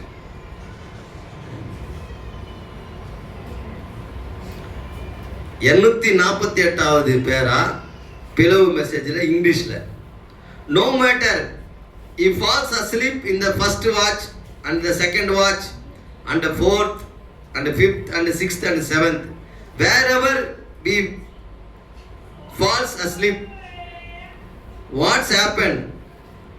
The trumpet of God shall sound. தேவ காலம் முழங்கும். Trumpet of God shall sound. அடுத்தது, that the last trumpet will blast forth. At the same time, the last angel is giving his message. The last seal is opened. That the last trumpet will sound. ஏழாவது முத்திரை திறக்கப்பட்டு ஏழாம் செய்தியாளர் கடைசி செய்தியாளர் செய்தி அளித்துக் கொண்டிருக்கும் அதே தருணத்தில் கடைசிய காலம் துணிக்கும். அது தேவ காலம் துணிக்கும். இங்கிலீஷ்லயும் அப்படிதான் இருக்குது.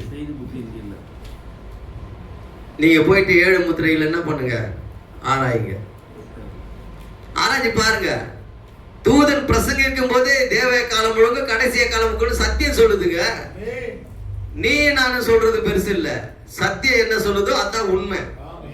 அநேகர் கடைசிய காலம் துணிக்கணும் உட்காந்துக்கிறாங்க.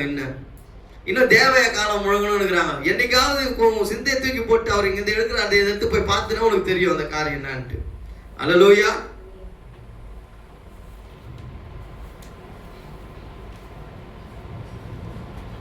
அதுக்காக தான் அந்த சீல்ஸ் புக்கை எடுத்து வச்சேன்.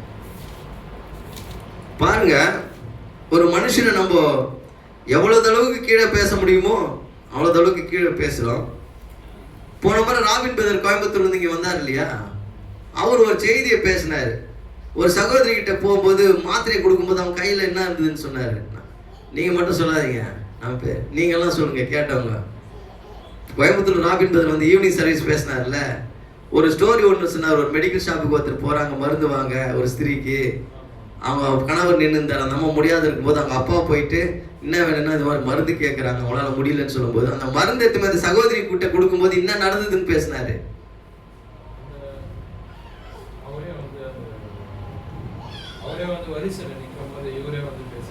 யாரு? மருந்து ரொம்ப அவசரமா இருக்கு. ஆமா, ரொம்ப பெரிய கியூவா இருக்கு. ஆமா, உள்ள கிட்ட போக முடியல. ஆமா, தரிசனத்துல என்கிட்ட பேசணும்னா அந்த மருந்து கொடுக்குறவரு முன்னாடி உள்ள வாங்க. அதுக்கப்புறம் அது தான் வந்துக்கிறீங்க. மருந்து எடுத்து போய் இப்படி கையில அந்த சகோதரிகிட்ட கொடுக்கும்போது அவர் சொல்றாரு, அந்த மருந்தை அந்த பெண்மணியின் கைகளில் கொடுக்கும்போது அது சகோதரர் பிரணாம், நான் அந்த கைகளை பார்த்த போது அந்த கைகள் ஆணிகள் கடாவப்பட்ட கைகளா இருந்தன. அல்லேலூயா. எப்படியா சிறுவில் தானே ஆணி கடாவுனாங்க, இந்த சகோதரி கையில எப்படியா ஆணிகள் கடாவப்பட்டிருந்தது? இது கட்டுக்கதையா? ஜெயதினுடைய தலைப்பு 63 மட்டும் புக் இருக்குது இல்லையா தெரியல. 63:12:1 கைகளில் ஆணிகள் கடாவப்பட்டிருந்தது. ஒரு மருந்து மெடிசின் ஒரு சகோதரி கிட்ட ஒருத்தர் கொடுக்குறாரு. அவர் தான் திரு பிரணாம் கிட்டே சொல்றாரு, அந்த கையை நீட்டும் போது சகோதரிகள் கைகளிலே ஆணிகள் கடாவப்பட்டிருந்தது என்றார். மேலும் அவருடைய நெற்றியின் முட்களை கண்டேன். முள்ளு இருந்திருக்குதுங்க நெத்தியில. எந்த முள்ளு? ஒரு அடிக்கும் போது மேல இருந்தது. செத்த எலும்புகளோட உயிரோட ஆக்குவாரு. செத்த அவரை வாங்கின காயங்களை அடையாளம் காட்டுவாரு. வெச்ச முள்ளுகளை உயிரோட எழுப்பி அடையாளம் காட்டுற தேவன் அவர். அல்லேலூயா. சாதாரணமா நினைக்க கூடாது. எப்படிங்க இந்த சகோதரி தலையில இருந்தது? ஒரு சகோதரன் சகோதரி பார்த்து நம்ம ரொம்ப தரக்குறைவா பேசுறோம், தரக்குறைவா இடம் போடுறோம். கைகளை ஆணிகள் கடாப்பட்ட காயம் இருந்தது, தலையில முள்முடி இருந்தது. அப்போது நான் அதை உணர்ந்து கொண்டேன். அதாவது இந்த சிறியருக்கு ஒருவருக்கு எதை செய்தீர்களோ அதை எனக்கே செய்தீர்கள் என்ற வார்த்தையை அப்போது உணர்ந்தேன்னு சொல்றார் தீர்க்கதரிசி. அல்லேலூயா. இந்த இன்சிடென்ட் எடுத்து எதுல பொறுத்துறாரு? இந்த சிறியர் ஒருவருக்கு எதை செய்தீர்களோ அது எனக்கே நார்ல. இன்னும் அவர் உருவத்திலே எதிர்பார்த்து உட்காந்துக்கிறோம். உக்காந்துரு, கடைசி வரலாம் உக்காந்துரு, அந்த உருவத்திலே எதிர்பார்த்துங்க. அல்லேலூயா. பிரியமானவர்களே, ஏன் மெதுவா பேசுறோம்னா இதெல்லாம் மறக்க கூடாதுன்றதுக்கு தான். இது நம்மளோட சபை தானே. புத்திர சுவிகாரத்தில் 163வது பேஜ்ல வாசிக்கிறேன். கவனிங்கள் சகோதரனே, இதை கூற விரும்புகிறேன். தேவனுக்கு பிரியமாய் இருந்த போது, அல்லேலூயா, தேவனுக்கு பிரியமா இருக்கும்போது ஒரு குடிக்கார தகப்பன், என் தாய், தேவன் உங்களை ஆசீர்வதிப்பாராக. உங்களுக்கு விரோதமாக நான் எதையும் கூறவில்லை. ஒரு முயலுக்கு எப்படி பனிக்கட்டி காலனி தெரியாதோ அது போன்று என் தாயும் தேவனை அறியாதிருந்தார்கள். என் தந்தை குடித்து விட்டு போதை மிகுதியால் வீதிகளில் விழுந்து கிடப்பார். பள்ளிக்கூடம் போவதற்கு எனக்கு காலணிகள் கூட இல்லை. என் தலைமயிர் நீண்டு வளர்ந்து கழுத்து வரை தொங்கிக் கொண்டிருந்தது. இந்தியானாவில் உள்ள கெண்டகியை நான் சேர்ந்தவன் என்பதற்காக எல்லோரும் என்னை வெறுத்தனர். அது துர்நாற்றம் உள்ள காட்சியாக இருந்தது. ஆயினும் என்னை தெரிந்து கொள்வது தேவனுக்கு பிரியமாய் இருந்தது. அல்லேலூயா. ஆமென். என் தாயின் வயிற்றிலிருந்து முதல் அவர் என்னை பிரித்து எடுத்து தம்முடைய குமாரனை எனக்குள் வெளிப்படுத்தி, பாட்டு இல்ல குமாரனைன்றாரு. குமாரனுக்கு நான் பாட்டு வைப்பியா? இல்ல. தன் குமாரனை எனக்குள்ள வெளிப்படுத்தி என்னை தேவனுடைய வார்த்தையில் உறுதியாய் நிற்கும் ஊழியக்காரனாக செய்து எனக்கு தரிசனங்களை காண்பித்து அடையாளங்களை அற்புதங்களை என் மூலம் நடப்பித்தார். ஓ என்னன்னு சொல்றாரு புத்திர சுவிகாரம். படிச்சு பாரு அந்த செய்தியில. குமாரனை எனக்குள்ள வெளிப்படுத்துறான்னு சொல்றாரு. வெறும் வார்த்தை இல்ல, ஆவி பட்டம் இல்ல, குமாரனை. அல்லேலூயா. ரைட். 171வது பேஜ் இன்னொரு விஷயத்த, முக்கியமான விஷயத்த படிக்கிறேன், நோட் பண்ணி வச்சுங்க.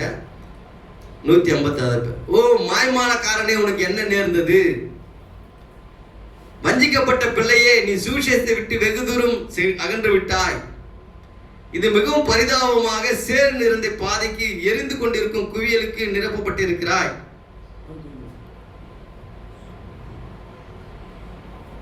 கவனிச்சீங்களா? கவனிக்கிறீங்க? இயேசு கிறிஸ்து இப்பொழுது மாம்சத்தில் தோன்றவில்லை என்று அறிக்கை பண்ணும் ஒவ்வொரு ஆவியும் தவறான ஆவியாகும். ஆமென். புத்திர சுவிகாரம். ஆமென். திருப்பியும் படிக்கிற மேல வாரி கொட்டிக்கின்னு கீழே பேசுறாரு. என்னென்ன பேசணும் மத்தவங்க பேசி திட்டிட்டு ஏன்டா திட்டின்னு வராருன்னு பார்த்தா கீழே சொல்றாரு, இயேசு கிறிஸ்து இப்பொழுது மாம்சத்தில் தோன்றவில்லை என்று அறிக்கை பண்ணும் ஒவ்வொரு ஆவியும் தவறான ஆவியாகும். இயேசு கிறிஸ்து நேற்றும் இன்றும் என்று மாறாதவராயிருக்கிறார் என்று வேதம் கூறுகிறது. அவர் அன்று என்ன சொன்னாரோ அப்படியே இன்றும் இருக்கிறார். அவர் என்றும் அவ்வாறே இருக்கிறார். கவனியுங்கள். அல்லேலூயா. மாம்சத்துல தோன்றனா போ, எங்கயாவது போய் முட்டிக்கோ. எனக்கு ஒன்றும் பிரச்சனை கிடையாது. அதனால கரெக்ட் தானே? எடுத்து தானே வாசிக்கிறேன். செய்தியின் புக்கை எடுத்து தானே வாசித்து காட்டுறேன். புரியுதுங்களா என்ன சொல்றேன்ட்டு உங்களுக்கு? ரைட்டுங்களா? இயேசு கிறிஸ்து ஏங்க நம்மளை சந்திக்க இங்க வந்தாரு? நம்மளை மீட்டுக்கொள்ள, அப்புறம் நம்மளை ரட்சிக்க, அப்புறம் தன் சரீரத்தோட பொருத்திக் கொள்ள, தன் சரீரத்தோட பொறுத்து கொள்ள, அப்புறம் நம்மை கொண்டு அவர் பிரதிபலிக்க, அப்புறம் சொல்லிட்டே வாங்க. ஒரு முடிவுக்கு வருவோம்ல, அவர் சித்தத்தை நிறைவேற்ற. எப்படி சர்வலோக நியாயாதிபதி நம்ம முடிக்கலையோ அது மாதிரி இது முடிக்காதவரை நான் கேட்டே தான் இருப்பேன். ஏன்னா நீங்க சொல்லிட்டே இருக்க வேண்டியது தான். சொல்லுங்க. அப்புறம் வேற எதுக்காக வந்தாரு? அவர் ராஜ்யத்துக்கு கொண்டு போவேன். சரி, அப்புறம் சர்வலோக நியாயாதிபதியாக. Page number 29. நமது முன்னிலை திறனிக்கப்பட்டுள்ள வல்லமுள்ள தேவன் அவர் முன்பிருந்திருந்து இப்பொழுது உள்ளதற்கு தம்மை மாற்றிக்கொண்டார். அல்லேலூயா. முதல்ல ஏதோ ஒரு மாற்றிக்கு பண்ணிட்டு இருக்கிறார். ஆனால் அவருடைய தன்மையை அவர் மாற்றிக்கொள்ளவே இல்லை. முதல்ல தீர்க்கதரிசியை பார்த்தா தான் தேவனை பார்க்க முடியும்னா, சமராசிரிட்ட போனாலும் தீர்க்கதரிசியை பார்த்தா தான் தேவனை பார்க்க முடியும். அன்னைக்கு பாடையை தொட்டாரு, மகா தீர்க்கதரிசியான தோண்டி இருக்கா, தேவன் தமது ஜனங்களை சந்தித்தார்னு ஜனங்க சொல்றாங்க. முதல்ல தீர்க்கதரிசியின் அடிப்படையில பார்த்தா தான் உனக்கு அவளை தேவனாக புரியும். அதனால தான் அந்த சகோதரி சொல்லும் போது தீர்க்கதரிசி என்ன பதில் கொடுத்தாரு? வேதத்துல தீர்க்கதரிசியில தேவன் என்று சொல்லவில்லையா? அப்படி என்றால் என்ன அப்படி திருப்பி கேட்டார். கரெக்டா? அன்னைக்கு அதான் சொன்னா, மனுஷகுமாரனுக்கு பாவத்தை மன்னிக்க என்ன அதிகாரம்? அதே மனுஷகுமார் இறங்கி வந்தா ஏன் பாவத்தை மன்னிக்க மாட்டேன்? அல்லேலூயா. அது மட்டும் இல்ல, அதிகாரத்தை உங்ககிட்ட கொடுத்துற, நீங்க எவருக்கு மன்னிக்கிறோ அவருக்கு மன்னிக்கப்படும் சொல்லிட்டு போயிட்டாரு. நீ எவனுக்கு மன்னியாதிருக்கிறியோ, என்னையே உதவாத என்னைய அயோக்கியனாக எனக்கு என்ன அதிகாரம் கொடுத்திருக்காருன்னா, நீ எவ்வளவு பூமியில மன்னிக்கலாம் அவன் மன்னிக்கப்படுன்றாரு. அப்புறப்பட்ட தீர்க்கதரிசி கிட்ட அந்த அதிகாரத்தை தேவன் கொடுத்திருக்க மாட்டார். அது முதலாவது தீர்க்கதரிசியா இல்ல, தீர்க்கதரிசிக்குள்ள இருந்த மேசியாவாக இயேசு கிறிஸ்து அவருக்குள்ள இருந்தார். அவ்வளவுதான். அவர் தான் தொழுகைக்குரிய தேவன். இன்னும் 10 நிமிஷம் முடிச்சிடலாம். இப்போ எதுக்காக இயேசு கிறிஸ்து வந்தாருன்னு நான் கேட்டேன் இல்லையா? அவர் தன்மையை மாற்றிக்கொள்ளவில்லை. பெந்தேகோஸ்தே நாளன்று அவர் மனுஷகுமாரனாக இருந்ததிலிருந்து தேவனுக்குமாரனாக தம்மை மாற்றிக்கொண்டார். எப்படி மாற்றி இருக்கிறாரு? மனுஷகுமாரிலிருந்து பரிசுத்த ஆவியாக. அவர் அப்போது ஜனங்களுடன் இருக்க வராமல், பிரதர் கவனிக்கிறீங்களா? அப்போது ஜனங்களுடன் இருக்க வராமல் ஜனங்களுக்குள் இருக்க வந்தார். அல்லேலூயா. வெளியே இல்ல, உள்ள இருக்க வந்தார். அதே தேவன், ஆமென், அதே தேவன் இந்த மகத்தான காலத்தில் தமது ஊழியத்தை தொடர்ந்து செய்ய அவிதம் வந்தார். அல்லேலூயா. ஊழியம் தான்.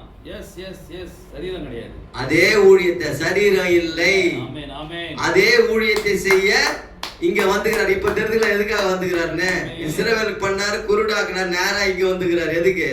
அதே ஊழியத்தை செய்ய. தேவன் என்னைக்காவது குறைவான ஊழியத்தை செஞ்சிருப்பாரா? குறைவுள்ள ஊழியத்தை செஞ்சிருப்பாரா? அதே தேவன் அந்த ஊழியத்தை தொடர்ந்து செய்ய இங்க வந்திருக்கிறான்னு சொல்றாரு. அல்லேலூயா. கண்டினியூ பண்றாரு. எங்க பண்ணத? அங்க எங்க பண்ணதுங்க?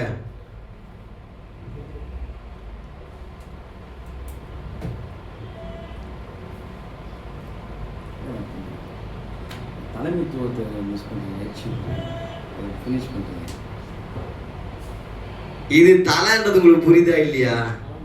நீ ஹெட்ஷிப்னு வச்சுக்கோ, இல்ல வேற என்ன ஷிப்னு கூட நீ வச்சுக்கோ. இதுக்கு கண்ணுக்கு இது, மூக்குக்கு இது, வாய்க்குதுன்னு சொன்னா, கைக்கு இது, காலுக்கு இதுன்னு சொல்லல. நீ எப்படி எடுத்தாலும் இது தலையாக இயேசு கிறிஸ்து தான். நீ எப்படினாலும் அதை எடுத்துக்கோ, எனக்கு பிரச்சனை கிடையாது அதை பத்தி. கரெக்டுங்களா? ஓகே.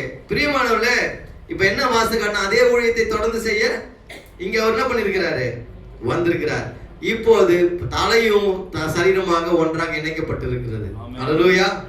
அது தனியாக உங்களுக்கு எல்லாருக்குமே அந்த காரியம், பழைய காரியம் புரியும். அதனால அதை பத்தி திருப்பி நம்ம என்ன பண்ணோம்னா பேச வேணாம், அதை விட்டு நம்ம கடந்து போவோம். இப்போ அந்த ஊழியத்தை தொடர்ந்து செய்யணும்னா இயேசு மரித்த நிலையில் இல்லை, அவர் உயிரோடு இங்க இருக்கிறான்னு சொல்றாரு. அல்லேலூயா. இயேசு மரித்த நிலையில் அவர் இங்க என்ன பண்றாரு? உயிரோடு இருக்கிறார். இந்த வேதத்தின் பக்கங்களில் ஒரு மனுஷன் அந்த வார்த்தையை பேச முடியாது. இந்த வேதத்தின் பக்கங்களில் எழுதி வைக்கப்பட்டதை காட்டிலும் அதே விதமான அநேக கிரியைகளை செய்ததை என் வாழ்வில் நான் கண்டிருக்கிறேன் தீர்க்கதரிசி சொல்றார். அல்லேலூயா. ஏன்னா அங்க நடந்ததனுடைய தொடர்ச்சி தான் இது. எங்க நடந்ததோட தொடர்ச்சி? இஸ்ரவேல்ல யூத மக்களிடத்தில் அவர் என்ன பண்ணாரோ அதனோட தொடர்ச்சி தான். ஆனால் அதுவோ அன்றைய ஞானிகளின் தலைகளில் நுழையாமல் அவளை கடந்து சென்று விட்டது. தலையிலே நுழையல. நம்மளாம் இதுல நுழைஞ்சிருக்கிறோம் புழுவா. நம்மளாம் புழுவா நுழைஞ்சிருக்கிறோம். நுழைஞ்சா பரவாயில்ல, நுழையாம போயிட்டா தான் பிரச்சனை வாழ்க்கையில. சொல்றாரு பார்த்தியா, ஞானிகளின் தலைகளை கடந்து சென்று விட்டது. அவர் தன்னை பாலகருக்கு வெளிப்படுத்தினார். என் காலத்தில், பிரதர் கவனிங்க பிரதர், என் காலத்தில் என்னுடைய 33 ஆண்டு ஊழியத்தில் அவர் செய்ததாக நான் வேதத்தை படித்ததை காட்டிலும் அதே விதமான அதிகமான கிரியைகளை செய்ததை நான் கண்டிருக்கிறேன். ஏனென்றால் வேத வாக்கியங்களை ஆராய்ந்து பார்க்காத தவறை செய்கிறோம் அப்படின்னு சொல்றார்.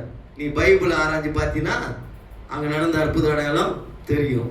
தீர்க்கதரிசியுடைய ஊழியத்துல பார்த்தீங்கன்னா அதை காட்டிலும் அதிகமா தெரியும். அதே தெரியும் சொல்ல, அதை காட்டிலும் அதிகமா தெரியும். ஏன்னா செய்தது யாரு தான்? அதே தேவன் தான். எபிரேயர் 13:8 அப்போஸ்தலர் நடபடிகளை காட்டிலும் நடந்த அற்புதத்தை காட்டிலும் கணக்கிட்டால் இது எவ்வளவா இருக்குன்னு சொல்றாரு. இங்க அப்போஸ்தலர் நடபடிகளே கம்மியா நடந்ததுன்னு சொல்றாருங்க. அப்போஸ்தலர் நடபடிகள் எழுதப்பட்டதை காட்டிலும் அதிகம். மரித்தோரை எழுப்புதல். இயேசு கிறிஸ்து தம் காலத்தில் 3 பேர்களை மாத்திரம் உயிரோடு எழுப்பினார். ஆனால் 5 பேரை உயிரோடு எழுப்பப்பட்டதாக நம்மிடத்தில் சாட்சிகள் உண்டு. அல்லேலூயா. ஆண்டவர் ஜீசஸா இருந்தப்போ 3 பேரை எழுப்பியிருக்கிறார். அதே ஜீசஸ் இன்னைக்கு பிரஜாதி மத்தியில வரும்போது தீர்க்கதரிசி வில்லியம் பிரண்ணாம் கொண்டு தானே சொல்லும் போது எழுந்துதாங்க.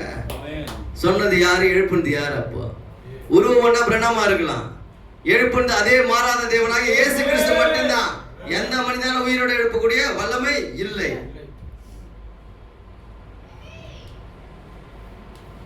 தேவன் தமது வார்த்தையுடன் தன்னை இணைத்துக் கொண்டிருக்கிறார். அது அப்படியே ஆகும். அது உங்கள் முன்னால் இருந்து கொண்டு என்னை நிரூபிப்பதாகும். நான் உங்களுடனே கூட இருப்பதாகும். அல்லேலூயா. பாருங்க, அது மட்டும் இல்ல, அது என் மேய்ப்பன் என்ற செய்தியில என்ன சொல்றாரு? ஆமோஸ் பேஜ் 3ல இன்றிரவு நம்முடைய சமூகத்தில் தேவனும் தூதர்களும் இயற்கைக்கு மேம்பட்டவர்கள் உள்ளனர். என்ன சொல்றாருங்க? தேவனும் தூதர்களும் இயற்கைக்கு மேம்பட்டவர்கள் இருக்கிறாங்க. நமது மாம்ச பார்வைக்கு அது காண இயலவில்லை. ஆனால் என்றாவது ஒரு நாள், இப்போது தொலைக்காட்சி உள்ளது போல அது தத்ரூபமாக சாதாரணமாக ஒன்றாக அமைந்து விடுகிறது. அன்னைக்கே நின்று இருக்கிறாங்க. யாரெல்லாம் இருந்திருக்கிறாங்க? தேவன், தூதர்கள், இயற்கைக்கு மேம்பட்டவர்கள். நீங்க தான் போய் ஆராய்ச்சிக்கணும். மேசியா ஏற்கனவே ஊரில் இருந்தார், பிறந்திருந்தார். படிப்பில்லாத கூட்டத்திற்கு எளிதாக இருந்தது. கிறிஸ்தவ நண்பனே, எல்லா உத்தமத்தோடும் உன்னிடம் கேட்கிறேன், இன்றிரவு அதே விதமான செயலை புரிந்து வார்த்தையை அனுப்புவார் என்றால் அவர்கள் அன்று செய்தது போலவே இன்றைக்கு புறக்கணிக்க மாட்டார் என்று நான் வியக்கிறேன்னு சொல்றாரு. அதே மாதிரி காரியத்தை செஞ்சா இன்னைக்கும் நீங்க புறக்கணிக்க மாட்டீங்களான்னு கேட்கிறாரு. அதை தானே புறக்கணிச்சுட்டாங்க. சொல்றது புரியுதுங்களா? பிரண்ணாமா செஞ்சாரு. இது ஒரு சாரி, உங்களில் இருக்கிற அந்த செய்தியில இன்னும் 10 நிமிஷம் தான் கேட்டேன். 12 தான் ஆயிடுச்சு. இன்னும் 10 நிமிஷம், அவ்வளவுதான். உங்களில் இருக்கிற மெசேஜ்ல தீர்க்கதரிசி ஒரு காட்டுக்கு போறாரு. ஒரு காட்டுக்கு போகும்போது பனி புயல் வருது. இவர் என்ன பண்ணாரு? பயந்துட்டு அங்கிருந்து கடகடன்னு இறங்கி வர்றாரு. பனி புயல்துனால ஆண்டு மேல ஒரு சத்தம் சொல்லுது, மேலே ஏறிப்போன்னு சொல்லுது. கவனிக்கிறீங்களா? ஒரு சத்தம் வரும்போது மேலே ஏறிப்போம். ஏன்னா பனி புயல் வருதுல, நம்ம இங்கிருந்து போயின்னு அவர் முடிவு எடுக்கிறார். மேலே போகுன்றது சத்தமா அப்படின்னு கேட்கும்போது திருப்பி மேலே ஏறிப்போன்னு சொல்லு, அந்த இடத்துக்கு திரும்பி போகும்போது பனி புயலை நீ பார்த்து பேசுன்னு சொல்றாரு. அது மட்டும் சொல்ல, அங்க அணில்கள் சிருஷ்டித்தது நீயான்னு கேட்கிறாரு. ஹல்லேலூயா. அந்த மீனை உயிரோட எழுப்புனது நீயான்னு கேட்கிறாரு. என்ன கேட்கிறாருங்க? அன்னைக்கு அணில்களை சிருஷ்டித்தது நீயா? ஆனா சொன்னது அங்க ஒரு பிரணம் சொன்னார், அங்க ஒரு அணில் உண்டாக்குறது, அங்க சொன்னது பிரணம் தான். ஆனா தேவன் அவரை பார்த்து கேட்கிறாரு, அன்னைக்கு அணிலை சிருஷ்டித்தது நீயா? ஹல்லேலூயா. அந்த மீனை உயிரோட எழுப்புனது நீயா? நான்ல அதை செஞ்சேன்னு சொல்றாரு. ஆமென் ஆமென். ஹல்லேலூயா. இதுக்கு மேல உனக்கு என்ன விளக்கணும்? ஒரு வார்த்தை மட்டும் வந்துச்சான், அப்ப பேசிச்சே இவர்கிட்ட. அது யாரு? சொன்னது பிரணாம. அணில் உண்டாச்சா? உண்டாச்சு. கரெக்டா முதல்? அணில் உண்டாச்சு. கரெக்ட் தானே? மீன் உயிரோட எழுந்துச்சா? உயிரோட எழுந்துச்சு. பனிப்புயல் சொல்றாரு, இப்போ பனிப்புயலே நீ திரும்பி போ, 4 நாளைக்கு சூரிய வெளிச்சம் உண்டாகணும்னு சொல்றாரு. அப்படியே நடந்ததா இல்லையா? ரைட். இயற்கை யாருக்கு தான் கீழ்ப்படியும்? தேவனுக்கு தான் கீழ்ப்படியும். தேவன் தமது ரத்தத்தை சிந்தி உன்னை என்னை பாவத்திலிருந்து மீட்டுதா நீ சொன்னாதான் இயற்கை இன்றைக்கு கீழ்ப்படியும். அதுதான் ஏதேர் தோட்டத்தில் திரும்பி எடுத்து நமக்கு கொடுத்த அந்த அதிகாரம். அந்த தீர்க்கதரிசி என்ற ஒரு மனிதன் மூலமாக தேவனாகிய கர்த்தர் அதை நிரூபிச்சு காட்டினாரு. நீ ஏன் சிருஷ்டிக்கப்பட்டு பயந்துனுகிற? நீ ஏன் மலையை பார்த்து சார்ந்து போன்னு சொல்லி ஏன் பயந்துனுகிற? செய்ய போறது நீ இல்லையா, சொன்னவர் தான் அதை செய்ய போறாரு. அதனாலதான் தீர்க்கதரிசியை திருப்பி போக வச்சு அந்த கேள்வி கேட்டார், நீ ஏன் அணில் உண்டாக்குன? நீ ஏன் மருத்து மீனை உயிரோட எழுப்புன? நான் அல்லவா அதை செஞ்சேன்னு சொல்றாரு. அப்புறம் தான் இவர் எழுந்து சொல்றாரு. எல்லாம் சொல்லுவாங்க, யோசுவா சூரியனை நிறுத்தினார், யோசுவா சந்திரனை நிறுத்தினார். இந்த காலத்துல ஒரு யோசுவா வந்தாரு, அவர் பனி புயலை திருப்பி அனுப்பினாரு. சூரியனை 4 நாள் திரும்பிவான்னு சொன்னாரு, வெளிச்சம் கொடுத்தது. ஒண்ணும் தெரியாத மாதிரி கீழே போய் கேட்கிறாரு, என்ன நடந்தது மேல அப்படின்னு கேட்கிறாரு. நம்மளும் நிறைய பேரை கேட்க வேண்டியது, என்னப்பா நடந்தது மேல? தெரிஞ்சுன்னு தான் கேட்கிறோம் தம்பி, செய்தி தெரியாமலாம் பேசல, செய்திய தெரியாமலாம் பேசல. எந்த ஊழியக்காரனையும் நான் மேல நிக்க வச்சு கீழே உட்கார்றது எனக்கு பழக்கம். இத்தனை வருஷம் டேவிட் பிரதர் என்ன பண்ணாருன்னு தெரியலையா. ஒரு ஊர்ல பல்லாவரம் டு திருப்பூர் வரலும் ஒரு ஜெயில உட்கார்ந்து வச்சிருந்தாங்களா என்ன எனக்கு தெரியலங்க. இத்தனை வருஷத்துல பல்லாவரம் சென்னையில இருந்து திருப்பூர் ஈரோடு வரும் நான் ஊழியத்துக்கு பண்ண அக்கிரமத்துக்கு ஒரு ஸ்டேஷன் என்ன உட்காந்து வச்சிருந்தாங்க போல ஜெயிலு உள்ள. புதுசா வந்துட்டுனா ஒரு அப்படியே தம்பி ஸ்ரீதர் போலாமா வரியா, சென்னையில் கூப்பிட்டு வரவா. பட்டாவரம் தொடங்கி பல்லாவரம், தாம்பரம், கூடுவாஞ்சேரி, பொன்னேரி, திருவள்ளூர் டிஎஸ்பி, அப்படியே போயிட்டு பல்லாவரம் இந்த சைடு, பள்ளிக்கரணை, நங்கநல்லூர், வேளச்சேரி, ஆதம்பாக்கம், கிளம்பாக்கம், சோழிங்கநல்லூர், இங்கேருந்து அப்படியே திருப்பூர். திருப்பூருக்கு ஈரோடு பிரசங்கம் போயிருக்கேன். நான் லாஸ்ட் இயர் கூட போயிட்டு வந்தேன். நான் திருச்சி ஆவின்பேர் சர்ச்சில் பேசியிருக்கேன். திருப்பூர், ஈரோடு இந்த ஸ்டேஷன்ல என்ன ஜட்டியோட உட்கார வச்சு ரெக்கார்டா இருக்குது. ஒரு ஊர்ல ஐயகனை பத்தி எங்க இருக்கும் ரெக்கார்டு? போலீஸ் ஸ்டேஷன்ல இருக்கும். கரெக்ட் தானே? அது மாதிரி ஏதாவது ரெக்கார்டு ஆகுதா ஸ்ரீதரா? எடுக்கலாமா ரெக்கார்டு? ஒரு ஸ்டேஷன் போயிட்டு உன்னை பத்தி எழுதிதா என்னை பத்தி எழுதிதா பார்க்கலாமா? ஆமாம் சார், உன்னை பத்தி எழுதிதா என்னை பத்தி ஸ்டேஷன் எழுதிதா பார்க்கலாமா? ஐயா, மற்ற ஊழியர்கள் நிக்க வச்சு உட்கார தன்மை எனக்கு இருக்குது. இப்போ பிரசங்கியா வரல, 23 வயசுல எடுத்திருக்கிற பைபிளை பிரசங்கம் பண்றதுக்கு. ஒரு அசிஸ்டன்ட் பாஸ்டர் ஆர்டினேஷன் பண்ணாங்க என்ன எட்வர்ட் சர்ச்சில். இன்னும் ஒரு பாஸ்டரா மரியாதை கொடுக்குறேன். ஊழியக்காரன மரியாதை இல்லாத பேசினா மரியாதை கிடைக்காம போயிடும். புரியுதுங்களா? இதானே உண்மை. ஆமா, சென்னையில சின்னவரை பார்த்துக்கிட்டு அண்ணான்னு கூடுவோம் நம்ம. கோயம்புத்தூர்ல ஒரு அண்ணனை பார்த்துக்கிட்டே தம்பின்னு பழகுது. ஆனா மரியாதை பத்தி பேசுறாங்க. பிரியமானவர்களே, தேவன் ஆராதனைக்குரியவர். மனவா கவனிக்கிறீங்களா? தேவன் ஆராதனைக்குரியவர். அவர் எப்படி ஆராதனைக்குரியவரா மாறினார் தெரியுமா? எப்படி அவர் தொழுகைக்குரியவரா மாறினார் தெரியுமா? தேவன் என்றால் தொழுகைக்குரியவர். உலக தோற்றத்துக்கு முன்னதாகவே இந்த மனவாட்டியை நான் ரத்தத்தால ரட்சித்து சிலுவையில நான் மரித்து நான் உயிர் தெழுந்து அதனால நான் ஆராதிக்கப்படுவரா மாற வேண்டும் என்று எழுதி வச்சாரா அவரு. அல்லேலூயா. கவனிக்கிறீங்களா அந்த பாயிண்ட? அவர் ஆராதனைக்குரியவர் எப்படி அவர் ஆராதனைக்குரியவரா மாறுறாருன்னா, உலக தோற்றத்துக்கு முன்னதாகவே மனுஷனுடைய பாவங்களுக்காக வந்து மரித்து அடக்கம் பண்ணப்பட்டு உயிரோடு எழுந்து அந்த தகுதியினால அவர் மட்டும் ஆராதனைக்குரியவராக மாறி இருக்கிறார். அல்லேலூயா. புத்திர சுவிகாரத்துல சொல்றாரு இந்த காரியத்தை. வில்லியம் பிரணாம் வந்து அவர் மரித்து அவர் அடக்கம் பண்ணப்பட்டு அவர் உயிரோடு எழுந்து நமக்கு ஆராதனைக்குரியவரா வந்துட்டாரா? தம்பி எதை சொல்லித்தரலாம் நினைக்கிறாரு போல இது மனோவா. எனக்கு பிரணாம் கிறிஸ்துன்னு சொல்றோமா? பிரணாம மனோவா கிறிஸ்துன்னு தானே சொல்றான், பிரணாமுக்குள்ள கிறிஸ்துன்னு தானே சொல்றான். நீ தேவன் சொல்றிய, தொழுகிறன்றிய, அது ஏன் விளக்காம போற? நான் சொல்றேன் ஆண்டவர் உனக்குள்ள இருக்கிறாமா, நீ ஆண்டவர்னு சொல்ற. இது எப்படி? இது எது குற்றமா இதுல? நீ நான் சொல்றேன் நீ ஆண்டவர்னு சொல்ற, நீ சொல்ற உனக்குள்ள ஆண்டவர் இருக்கிறாருன்னு சொல்ற. இதுல நீ சொல்றது கரெக்டா, நான் சொல்றது கரெக்டா? நீ சொல்றதா கரெக்ட். மனோவா என்ன சொல்றாரு? பிரணாமுக்குள்ள கிறிஸ்து, அதுக்கு அடையாளத்தனமா இது மேல நிக்குது. ரைட்டா? இதுலதான் தப்பா? சில பேரு நாம் தேவனாக, தேவன் மனிதனான, தேவன் நான் தொழுகிற தேவனா? இந்த உலகத்துல ஆண்டவர் இயேசு கிறிஸ்து மட்டும்தான் தொழுகைக்குரிய தகுதி இருக்குது, ஆராதனைக்கு ஒரு தகுதி இருக்குது. ஏன்னா அவர் தான் சிலுவை பாட சுமந்தார், அவர் தான் நம்ம பாவங்களை தீர்த்தார், நம்முடைய வியாதிகளை அவர் சுமந்தார், நம்ம அக்கிரமங்களை நிறைவேற்றினார். அவர் மாத்திரம் தான் ஆராதனைக்கு தகுதியான ஒரே நபர். இதான் புத்திர சுவிகாரத்துல சொல்றாரு, எப்படி ஆராதனைக்கு ஒருவராக மாறினார். அல்லேலூயா. அது மட்டும் இல்ல, அந்த புக்ல எழுதும்போது மனவாட்டி பேரையும் அங்கேயே எழுதினார். உலகத்தோட எப்போ தன்னை ஆராதனைக்குரியவராக எழுதினாரோ அதே நேரத்துல மனவாட்டியையும் அவர் என்ன பண்ணாரு, இந்த காலத்துல வருவாருன்ட்டு அவர் பேரையும் அங்க எழுதினாராம். இன்னைக்கு நேத்து நம்ம பேரை எழுதல. அல்லேலூயா. அவரை ஒருவராலும் அசைக்க முடியாதுன்னு சொல்றாரு. அவங்க தேவனோட பேசுவாங்க, தேவனோட நடப்பாங்கன்னு சொல்றாரு. நீ என்னைக்காவது தேவனோட பேசிப்பார், தெரியும் அந்த அனுபவம் என்னன்னு. அந்த மனவாட்டி தேவனோட பேசுவாங்க, தேவனோட நடப்பாங்கன்னு சொல்றாங்க. ஏன்னா அவர் ரத்தத்தால மீட்கப்பட்ட ஒருவரை வஞ்சிக்க முடியாது, பிசாசால அசைக்கவே முடியாதுன்னு சொல்றாரு. அல்லேலூயா. எங்களை பிசாசு வஞ்சிச்சுச்சா?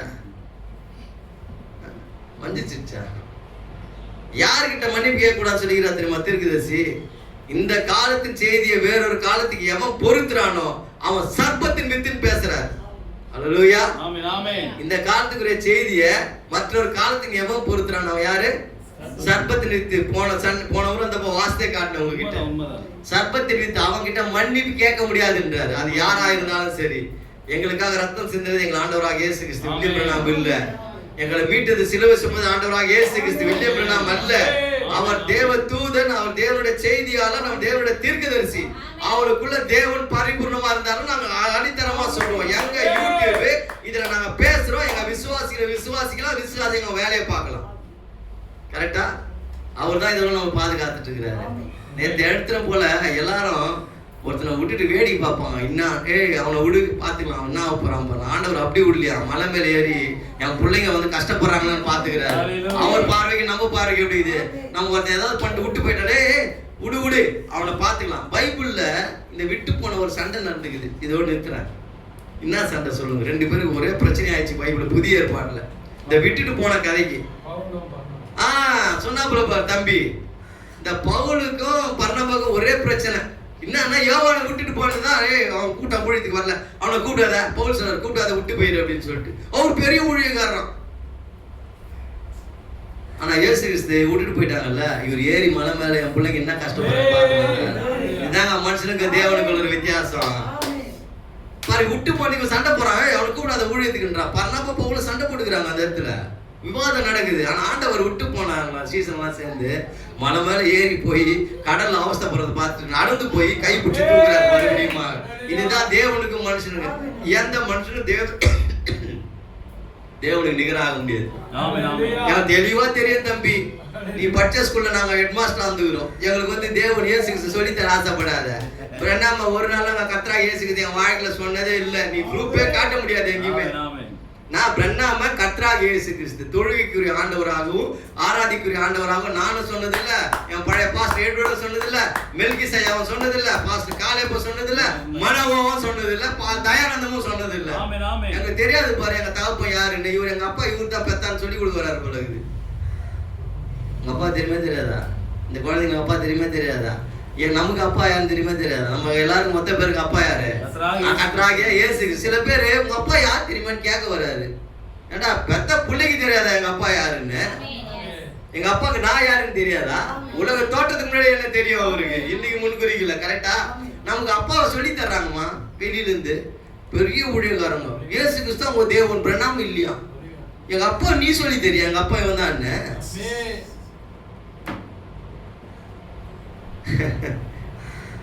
இதெல்லாம் பெற்று வளர்த்து ஆளாக்கி எத்தனையோ முறை நம்மளை காப்பாற்றி நம்மளை வழி நடத்தி நம்ம கஷ்டங்களை புரிஞ்சு கொண்டு எங்க இருக்கிற எங்களையே சேர்த்து இப்பேற்பட்ட சத்தியத்தை நமக்கு வெளிப்படுத்தி கொடுத்துருக்கிறார். அல்லேலூயா. அவரை போய் நாங்க தெரியாது எப்படி ஆராதிப்போம். கர்த்தர் தாமே உங்களை யாவரையும் ஆசீர்வதிப்பாராக. இந்த நேரத்தை கொடுத்த மனோவாசகர், இந்த வந்து பார் சபையின் போதகர் மனோவுக்காகவும் உதவி போதகர் ஆமோஸ் எதுவும் கவலைப்படாத, நீ ஒரு அசிஸ்டன்ட் பாஸ்ட் ஆகுற, இந்த காதல வாங்கி அந்த காதல பூண்டு ஊதிட்டு போயிடணும் எல்லாத்தையும், ரைட்டுங்களா? அடுத்த ஊழியக்காரர் ஸ்ரீதரன் இருக்கிறாரு. விசுவாசிகளா நீங்க என்ன பண்றீங்க? சபையை தாங்குறீங்க. பிரசங்கம் பண்றவன் பிரசங்கத்தினாலே பிரசங்கி, பிரசங்கத்தை வாழ்கிறனால விசுவாசி அத்தனை பேர்களும் பிரசங்கிங்க.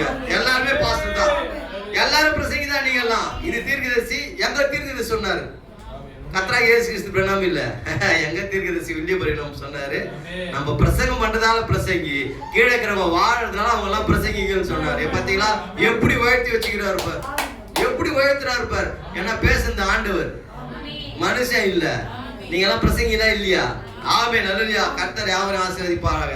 இந்த யூடியூப்ல பார்த்து அத்தனை பேருக்கு சொல்றோம், எங்க ஆண்டவர் பேர் கர்த்தராகிய இயேசு கிறிஸ்து. வானத்தையும் பூமியும் சகலத்தையும் உண்டாக்கினார் சர்வ வல்லமை படைத்த கர்த்தராகிய இயேசு கிறிஸ்து. அவர் ஒருவரே தேவன். நாங்கள் எடுத்துக்கொண்டு போய் மகிமையில் அவரோடு இருக்கிற வரையிலும் அவர் மாத்திரமே தான் தேவனா இருப்பார். ஏன்னா 6ஆம் பரிமாணத்துல பிரணாம் போகும்போது, தீர்க்கதரிசி போகும்போது இயேசு எங்கன்னு அவரே கேட்டாரு. எங்களுக்கு இதெல்லாம் தெரியாதோ? எங்களுக்கு தெரியாதோ? 6ஆம் பரிமாணத்துல என்ன கேட்டாங்க? தீர்க்கதரிசி என்ன கேட்டாரு? இயேசு எங்க? தேவன் இல்ல, இயேசு எங்க இருக்காரு? அவர் இன்னும் மேல இருக்கிறான்னு சொல்றாங்க. இதெல்லாம் நம்ம படிக்கவே இல்லையோ? ஒண்ணுமே விசாரிக்காமல் குற்றம் சாட்டுறது. விசாரிச்சுட்டு பேசுங்க. கர்த்தர் தாமே உங்களை யாவரையும் ஆசீர்வதிப்பாராக. இந்த சபையின் நேரத்தை பொது இடத்துல ஒப்படைக்கிறேன். God bless you.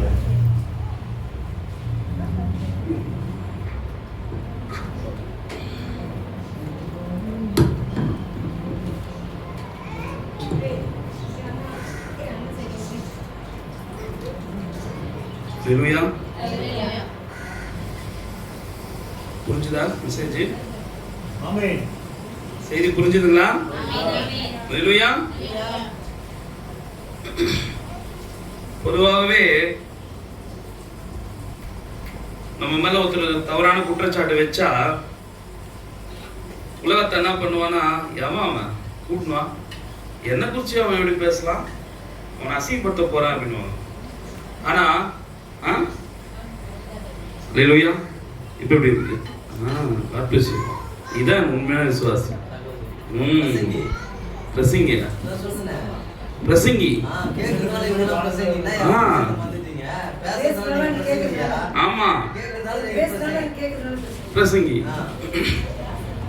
ஆனா கிறிஸ்தவர்களாகிய நாம் என்ன பண்ண, நம்ம மேல இருக்கிற குற்றச்சாட்டெல்லாம் பதில் கொடுக்க வேண்டிய அவசியமே கிடையாது. ஆனால் ஒண்ணு, வார்த்தைக்கு விரோதமா பேசுற இடத்துல நம்ம பதில் கொடுத்துதான் ஆகணும். இயேசு கிறிஸ்து நீ விபச்சார பையன்றதுக்காக யார பாத்திரா வேசி மவன நம்ம வாடா நீ உன்னை அப்படியே சாம்பலாக்குறேன்டான்னு ஒரு தடவை சொல்லவே இல்லை. சொன்னாரா? சொல்லவே இல்லை. யார பாத்திரா? எங்க அம்மா மரியாதை பார்த்து உலகத்துல ஒரு வார்த்தை சொல்லுவாங்க, கெட்ட வார்த்தை சொல்லி அதை வார்த்தை முதல்ல பயன்படுத்தினாங்க தான். இயேசு கிறிஸ்து பார்த்து சொல்றாங்க, ஏய் நீ இந்த பையன் தான் அந்த பையன் தான், கோபமே பண்ணல அவர். ஆனால் வார்த்தைக்கு விரோதமா பேசுற இடத்துல இயேசு கிறிஸ்து கோபப்பட்டார். தேவாலயத்துல வார்த்தையை தவறா போதிச்சதுனால வந்திருக்கிறவர் யாருன்னு தெரியாதனாலதான் சாட்டி எடுத்தார். எங்க அம்மாவை கொச்சப்படுத்துறாங்கன்றதுக்காக சாட்டி எடுக்கல இயேசு கிறிஸ்து. உண்மைங்களா? என் பிறப்ப தப்பா பேசுறியே, என் ஜாதி பத்தி பேசுறியே, தச்சனோட குமாரன்னு சொல்றியன்றதுக்காக சாட்டி எடுக்கல. எதுக்காக எடுத்தாரு? தேவாலயத்துல தேவன் இருக்கிற ஆலயத்துல தவறு செய்யும் போதுதான் அவர் சாட்டை எடுத்து விளாசினார். உண்மையாகவே அந்த மாதிரி தான் சகோதரர் கோயம்புத்தூர் பகுதியில் இருக்கிற சகோதரர், அவர் பாஸ்டர்னு சொல்றாரா இல்ல சுவிசேஷகர்னு சொல்றாரா எதுவுமே புரியல. ஏன்னா அவர் வச்சிருக்கிறது சர்ச்சா இல்ல வீட்டுல நடத்துறாரா? நான் என்ன சொல்றேன்னா, எனக்கு 5 பேரோ 50 பேரோ 1000 பேரோ 2000 பேரோ அதுக்காக நான் சர்ச்சுன்னு சொல்ல மாட்டேன். 2 பேர் இருந்தாலே சர்ச்சு தான். ஆனா ஒரு சர்ச்சுனா ஒரு சாங் லீடர் இருக்கணும். பிடிப்பா. ஒரு சர்ச்சுனா ஒரு சாங் லீடர் இருக்கணும், ஒரு டீகன் இருக்கணும், ஒரு ட்ரஸ்டி இருக்கணும், ஒரு தன்னார்வ தொண்டு வாலண்டியர்ஸ் இருக்கணும், ஒரு வாசிக்கிறவர் இருக்கணும். இது ஒரு 10 பேராவது இருக்கலாம், மினிமம் ஒரு 5ல இருந்து ஒரு 10 பேராவது இருக்கலாம். ஆனா பாஸ்டர் சகோதரர் டேவிட் ராஜா அவர்கள் சபையில அவரே பாட்டு பாடுறாரு, அவரே பிரசங்கம் பண்றாரு, எல்லாமே அவரே பண்றாரு. ஒன் மேன் ஷோ மாதிரி பண்ணிட்டு இருக்காரு. இது எப்படி நம்ம சபைன்னு சொல்றது? சபை என்றால் ஒரு 5-6 பேராவது இருக்கணும். அதனால எப்பயுமே அவரே ஃபோக்கஸ் பண்றாரு. ஏதாவது வெளி மீட்டிங் வைக்கும் போது மாத்திரம்தான் நிறைய பேர் கூப்பிடுறாரு. ஆனா அவர் சர்ச்சில் எத்தனை பேர் இருக்கிறாங்கன்றதை நம்ம காட்ட மாட்டாரு. ஆனா நம்ம சபையில ஆரம்பிக்கும் போது சகோதரர் ஜேம்ஸ் ஸ்ரீதர் வந்து பாட்டு பாடுறாரு, சகோதரர் உடன் ஊழியக்காரர் ஆமோஸ் வந்து அறிக்கை வாசிக்கிறாரு, சகோதரிங்க ஜாப் பண்றது வாய்ஸ் கேட்குறாங்க. ஏன் நம்ம வந்து ஜனங்க பக்கம் காட்ட மாட்டேறோம்னா சத்தம் கேட்குது. ஆனா யாரோ படிக்கிறது சத்தம் கேட்குது. ஏன்னா சகோதரிலாம் வந்து அவங்க வீட்டுக்காரர் தெரியாம வந்துக்கிறாங்க சபைக்கு. அநேக இந்து சகோதரிகள்லாம் வந்துக்கிறாங்க. உண்மைங்களா? நம்ம அவங்க முகத்தெல்லாம் காட்டக்கூடாதுன்னு சொன்னாங்க, வேற ஒன்றும் இல்லை. என் முகத்தெல்லாம் காட்டாதீங்க பிரதர், எங்கள் வீட்டுக்காரருக்கு தெரியாமல் நான் வந்திருக்கிறேன், தெரிஞ்சாருன்னா என்னை அனுப்ப மாட்டாருன்னு அந்த ஒரு ரீசனுக்காக மாத்திரம்தான் நம்ம ஜனங்களை காட்டுறது கிடையாது. இது பெரிய சபையில் ஒரு 20-25 பேர் உட்கார சபை தான், சிறிய சபை தான். அதனால நாம் சகோதரர் ராஜாவுக்கு இன்னும் நான் பதில் கொடுக்கல.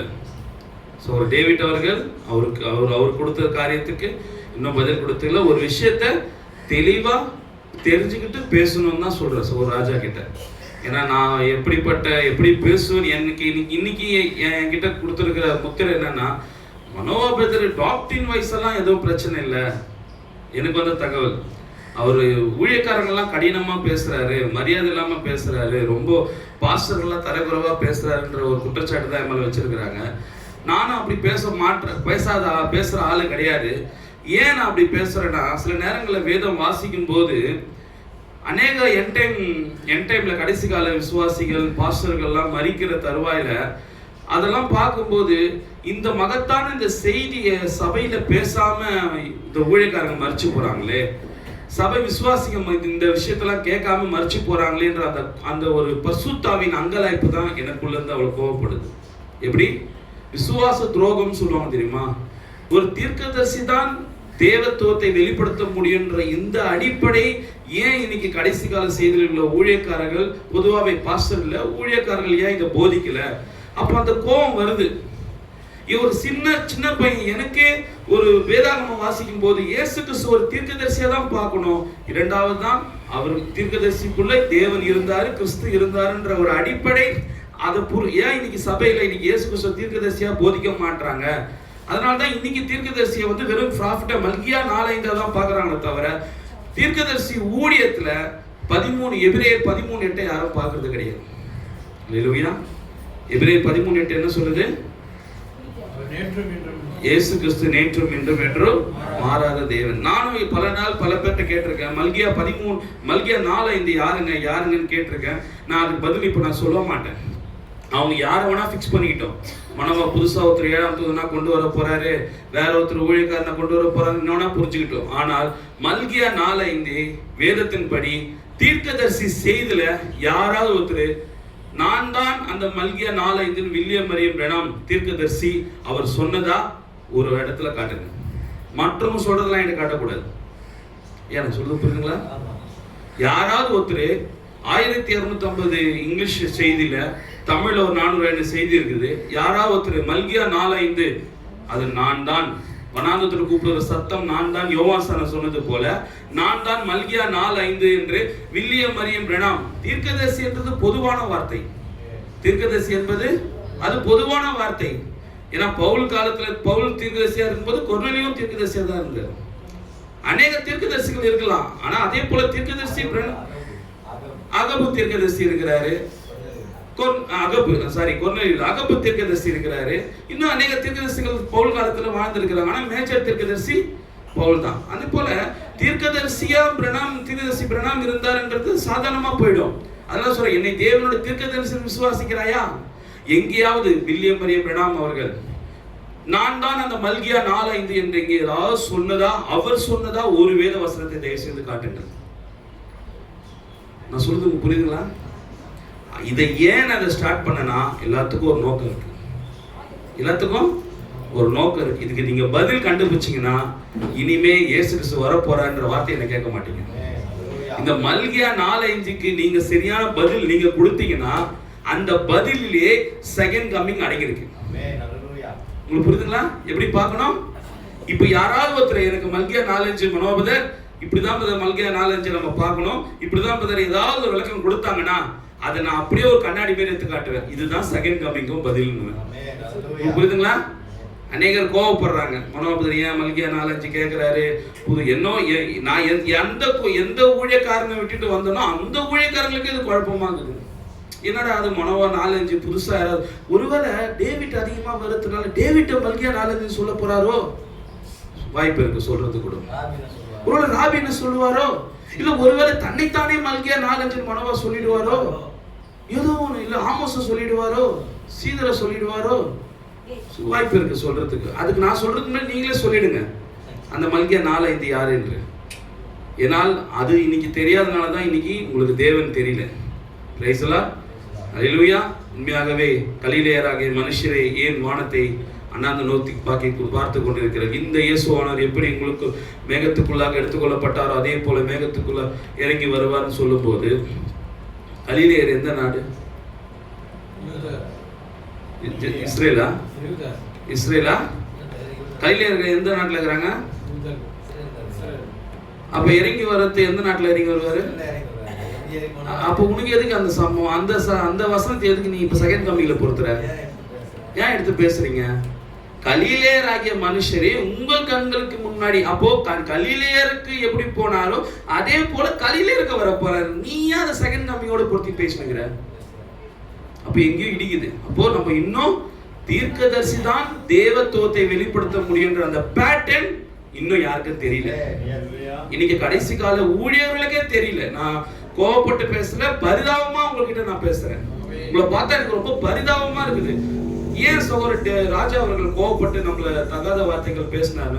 அவர் தகாத வார்த்தைகள்லாம் பேசல. அவருடைய உறவினர் சொல்றாரு அவர் கரெக்டா தான் பேசுகிறாரு. இது தலையல்ல, இது தலைமைத்துவத்துக்குள்ள போனாரு. தலைமைத்துவம்னா என்ன? லீடர்ஷிப்.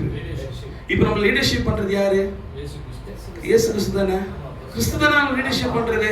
அப்ப கிறிஸ்து, அப்போ இயேசு உலகத்து 2000 வருஷத்துக்கு முன்னாடி நீ கிறிஸ்துக்குள்ளாக அடிக்கப்பட்டன்னு சொன்னா ஆமென்ற, கிறிஸ்துக்குள்ளாக நீ உயிர்த்தெழுந்தன்னு சொன்னா ஆமென்ற, கிறிஸ்துக்குள்ளாக நீ மரிச்சுன்னு சொன்னா ஆமென்ற.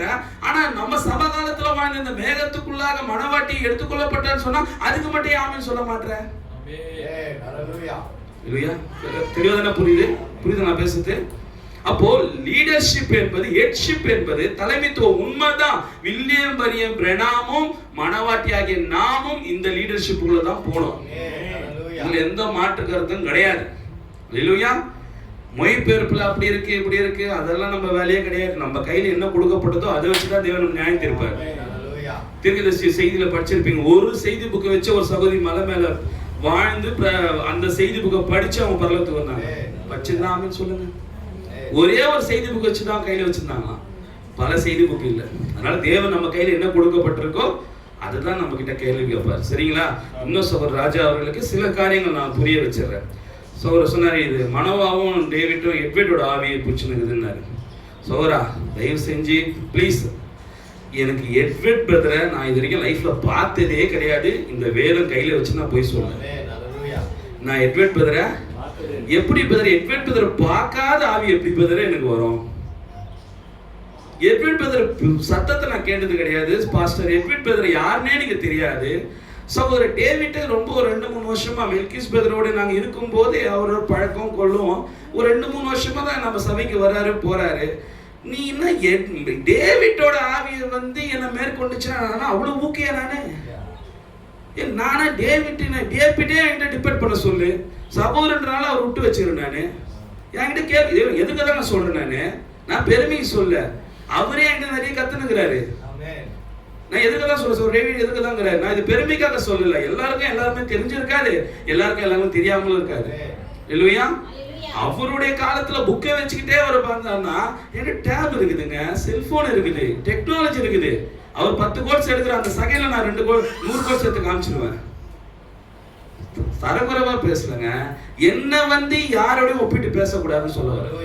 என்னை எட்வர்ட் பிரதரையும் ஒப்பிட்டு பேசாத, மெல்கிஸ் பிரதரையும் ஒப்பிட்டு பேசாத, சகோதரர் டேனி பிரதரையும் ஒப்பிட்டு பேசாத. டேவிட் பிரதரை கூட என்ன ஒப்பிட்டு பேசாத, எனக்கு நிகர் கர்த்தராக இயேசு கிறிஸ்து ஒருவர் மாத்திரம், அவரு ரெண்டாவது நான். அல்லேலூயா. ஏன் தெரியுமா? வில்லியம் மரி பிரணாமும் என்ன ஒப்பிட்டு பேசாத. ஏன் தெரியுமா? அவரும் என் கேட்டகரி தான். யாரு? அவரு மனவாட்டில முதல் பலன், நான் ரெண்டாவது. அவ்வளவுதான். அவருக்குள்ளேயே இயேசு கிறிஸ்துவின் ஆவி இருக்குது, எனக்குள்ளே இயேசு கிறிஸ்துவனுடைய ஆவி இருக்குது. அவர் தேவத்துவத்தின் பரிபூர்ணம், நான் தேவத்துவத்தின் ஒரு பாட்டு. அவரு ஈக்குவலா என்கிட்ட பேசக்கூடாது. புரியுதுமா இல்லையா? அவங்களுக்கு கொடுக்கப்பட்ட வேலையை அவங்கவுங்க செய்யுங்க. அதே போல தீர்க்கதரிசி பிரணாம ரொம்ப தரகுறவான வார்த்தைகளை பேசினார். சகோதரர் ஆமோஸையும் ரொம்ப தரகுறவா பேசினார். கொஞ்சம் என் தம்பி சகோதரர் உடன்மொழிக்காரு ஆமோஸ் கூட ஒரு அழகை வருது, அது பவ்வுது. அது 10 நிமிஷம் நீ ஆமோஸ் கிட்ட பேசிப்பாரு. என் தம்பி ஆமோஸ் கிட்ட கோவை ராஜாவை 10 நிமிஷம் ஒன்காடி நிரூபி பார்க்கலாம். இந்த செய்தி ஆமோஸ் கிட்ட பேச முடியுமா உன்னால? குழந்தை நீ என்கிட்ட வேணா, என் தம்பி என் சிஷ்ய என்னுடைய சகோதரன் கிட்ட நீ என் டைம் இந்த செய்தியை பேச முடியாது. அதனால தீர்க்கதரிசியை வந்து 2 பொண்டாட்டிக்காரன் சொல்றது, ஸ்தாபனத்துல இந்த வார்த்தை சொல்லி என் கண்ணு முன்னாடி நிறைய பேர் செத்து போனாங்க. தீர்க்கதரிசிய 2 பொண்டாட்டிக்காரன். தீர்க்கதரிசி வில்லியம் மரி பிரணாம் 2 பொண்டாட்டி கட்டல, ஒரே பொண்டாட்டி தான். அவன் முதல் மனைவி மறிச்சதுனால 2ஆம் மனைவி இரண்டாவது ஒரு சகோதரியை கல்யாணம் பண்ணாரு. செய்தியிலே நூதனமான உபதேசம் அதுதான். 2 பொண்டாட்டிக்காரர் வில்லியம் மரி பிரணாம் டெய்லி செக்ஸ் பண்ணவர். எவ்வளவு கீழ்த்தரமான வார்த்தைகள். பரிசுத்தாவிக்கு விரோதமா பேசினா இம்மையிலும் மறுமையிலும். வில்லியம் மரி பிரணாம் மாத்திரமல்ல, எனக்கு விரோதமா பேசினாலும் மன்னிப்பே கிடையாது. தீர்க்கதரிசி உண்மையாகவே பல்லாவர பகுதியிலே தீர்க்கதரிசி வில்லியம் மரி பிரணாம் அவர்கள் ஒரு சகோதரருடைய வீட்டில் சென்று ஒரு சகோதரி தவறான வழியில் பார்த்தார். உன்னை போலவா? அவர் பார்த்தாரா? வில்லியம் மரி பிரணாம் பல்லாவர பகுதியிலே சபை பேர் பாஸ்டர் பேர் சொல்லக்கூடாதுன்னு என்கிட்ட கேட்டாங்க. 100 ரெக்கார்டு என்கிட்ட கொடுத்தாங்க. கோவை ராஜா அவர்களை குறித்து 100 ரெக்கார்டு எனக்கு கொடுத்தாங்க. ஏன்னா அதெல்லாம் பேசக்கூடாதுன்னு நினைக்கிறோம். நீ எடுத்ததுக்கு அப்புறம் நான் பேசாம இருக்க முடியாதுல்ல. ஏன்னா அவர் என்ன சொல்றாருன்னா, என் மாம்சத்தை பேசுவாங்க, என் தவற பேசுவாங்க. தம்பி சகோதரா, அண்ணா சாரி தம்பி சொல்றேன், அண்ணா ஏன் மாம்சத்தை பேசுறேன்னா, நாங்கெல்லாம் பாவத்தை பண்ணிட்டு பரிசுத்தமா இந்த செய்தியில் பலிபீடத்தில் நிக்கிறோம். ஆனா நீங்க இந்த பலிபீடத்தில் நின்று கொண்டு திரும்ப தவறுதான் செஞ்சிருக்கிறீங்க. அதனாலதான் உங்க மாம்சத்தை பேசுறோம். எங்களை அநேக சபையில கூப்பிடுறாங்க, எங்க மேல மாம்ச குற்றச்சாட்டு யாரும் வச்சதே கிடையாது. இன்னைக்கு சகோதரர் ராஜாவை ஏன் எந்த சபையில கூப்பிட மாட்டாங்கன்னா, ஐயோ வேணாப்பா, அவர் சவகாசமே எங்களுக்கு வேணாம். சகோதரர் ராஜா பேசுற செய்தி உபதேசத்துக்காக யாரும் அவரை கூடாம இல்ல, அவரோட மாம்ச பலவீனத்துக்காக தான் யாரும் அவர் சபையில ஏத்தாமக்கிறாங்க. தெரியுமா? திருப்பூர்ல அவர் செய்த ஒரு தவறான காரியத்தை வில்லியம் மரி பிரணாம் செய்தாரா? தீர்க்கதரிசி வில்லியம் மரி பிரணாம் திருப்பூர்ல போய் தவறு செய்தாரா? தீர்க்கதரிசி வில்லியம் மரி பிரணாம் எல்லாம் திருச்சியில போய் தவறு செய்தாரா? அவ்வளோ குற்றச்சாட்டுகள் அவர் மேல. ஏன் இதெல்லாம் பேசுறேன்னா, எல்லாருக்கும் எல்லாமே தெரியும். ஏன் அமைதியா இருக்கிறாங்கன்னா, வேணாம் பிரதர், அவர் தான் கீழ்த்தரமா நடந்துக்கிறாங்க, நாங்க நடந்துக்க மாட்டோம். ஆனா மனவா அப்படி கிடையாது. நீ எவ்வளவு இறங்கினாலும் உனக்கு கீழே நான் இறங்கிடுவேன். நாங்களாம் எங்க மாமியார் இருக்கிறாங்க, எங்க மனைவி இருக்கிறாங்க, எல்லாரும் எங்க சொந்தக்காரங்க இருக்கிறாங்க, எங்க அத்தை இருக்கிறாங்க, எங்க அப்பா இருக்கிறாங்க, எல்லாம் இருக்கிறாங்க. நாங்களாம் அயோக்கியத்தை பண்ணிட்டு தான் இந்த பலிபீடத்துல பரிசுத்தமா ஊழியம் பண்றோமா? உண்மையாமா? இந்த பலிபீடத்தில் நின்று கொண்டு நான் தவறு செய்யல. ஆனா சகோதரர் ராஜா அவர்கள் 25 வருஷமா பலிபீடத்தில் நின்று கொண்டு தவறு செய்ததா குற்றச்சாட்டு. அதனால அவரெல்லாம் பேசவே கூடாது. ஏன் தெரியுமா அவருக்கு இவ்வளவு கோபம் வந்து பேசினாரு? அதுக்கு மட்டும் நான் சொல்லி முடிச்சிடறேன்.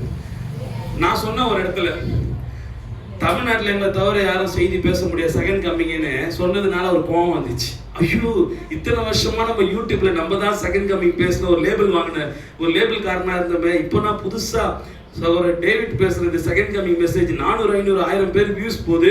செகண்ட் கம்மிங் தெளிவா டேவிட் பேசுறாருன்னு குற்றச்சாட்டு வருது, நம்மள ஓவர்டேக் பண்றாங்களே, இப்போ இதுல இருந்து நம்ம எப்படி இவங்களை நம்ம குற்றச்சாட்டு வைக்கலான்னு தேடி மொக்க வாங்கினாப்புல. சோ ராஜா அவர்கள் மொக்க வாங்கினாப்புல செகண்ட் கம்மிங்க. இப்பவும் சொல்றேன், எங்களை போல 2ஆம் வருகை செய்தியை சரியா பொருத்துவதற்கு தமிழ்நாட்டில் யாருமே கிடையாது. நீ என்ன சொன்னாலும், ஐயா நான் நாகரிகமா தான் பேசுறேன், நான் வாடா போடான்னு பேசல, ரொம்ப நாகரிகமா பேசுறேன். தமிழ்நாட்டிலும் யாருமே எங்களை போல இயேசு கிறிஸ்துவை தீர்க்கதரிசி என்று அவருக்குள்ளாக கிறிஸ்துவின் ஆவி இருந்தது, அதே போல வில்லியம் மரி பிரணாம் தீர்க்கதரிசி என்றும் அவருக்குள்ள கிறிஸ்துவின் ஆவி இருந்தது என்றும் எங்களை போல யாரும் பேசவே முடியாது.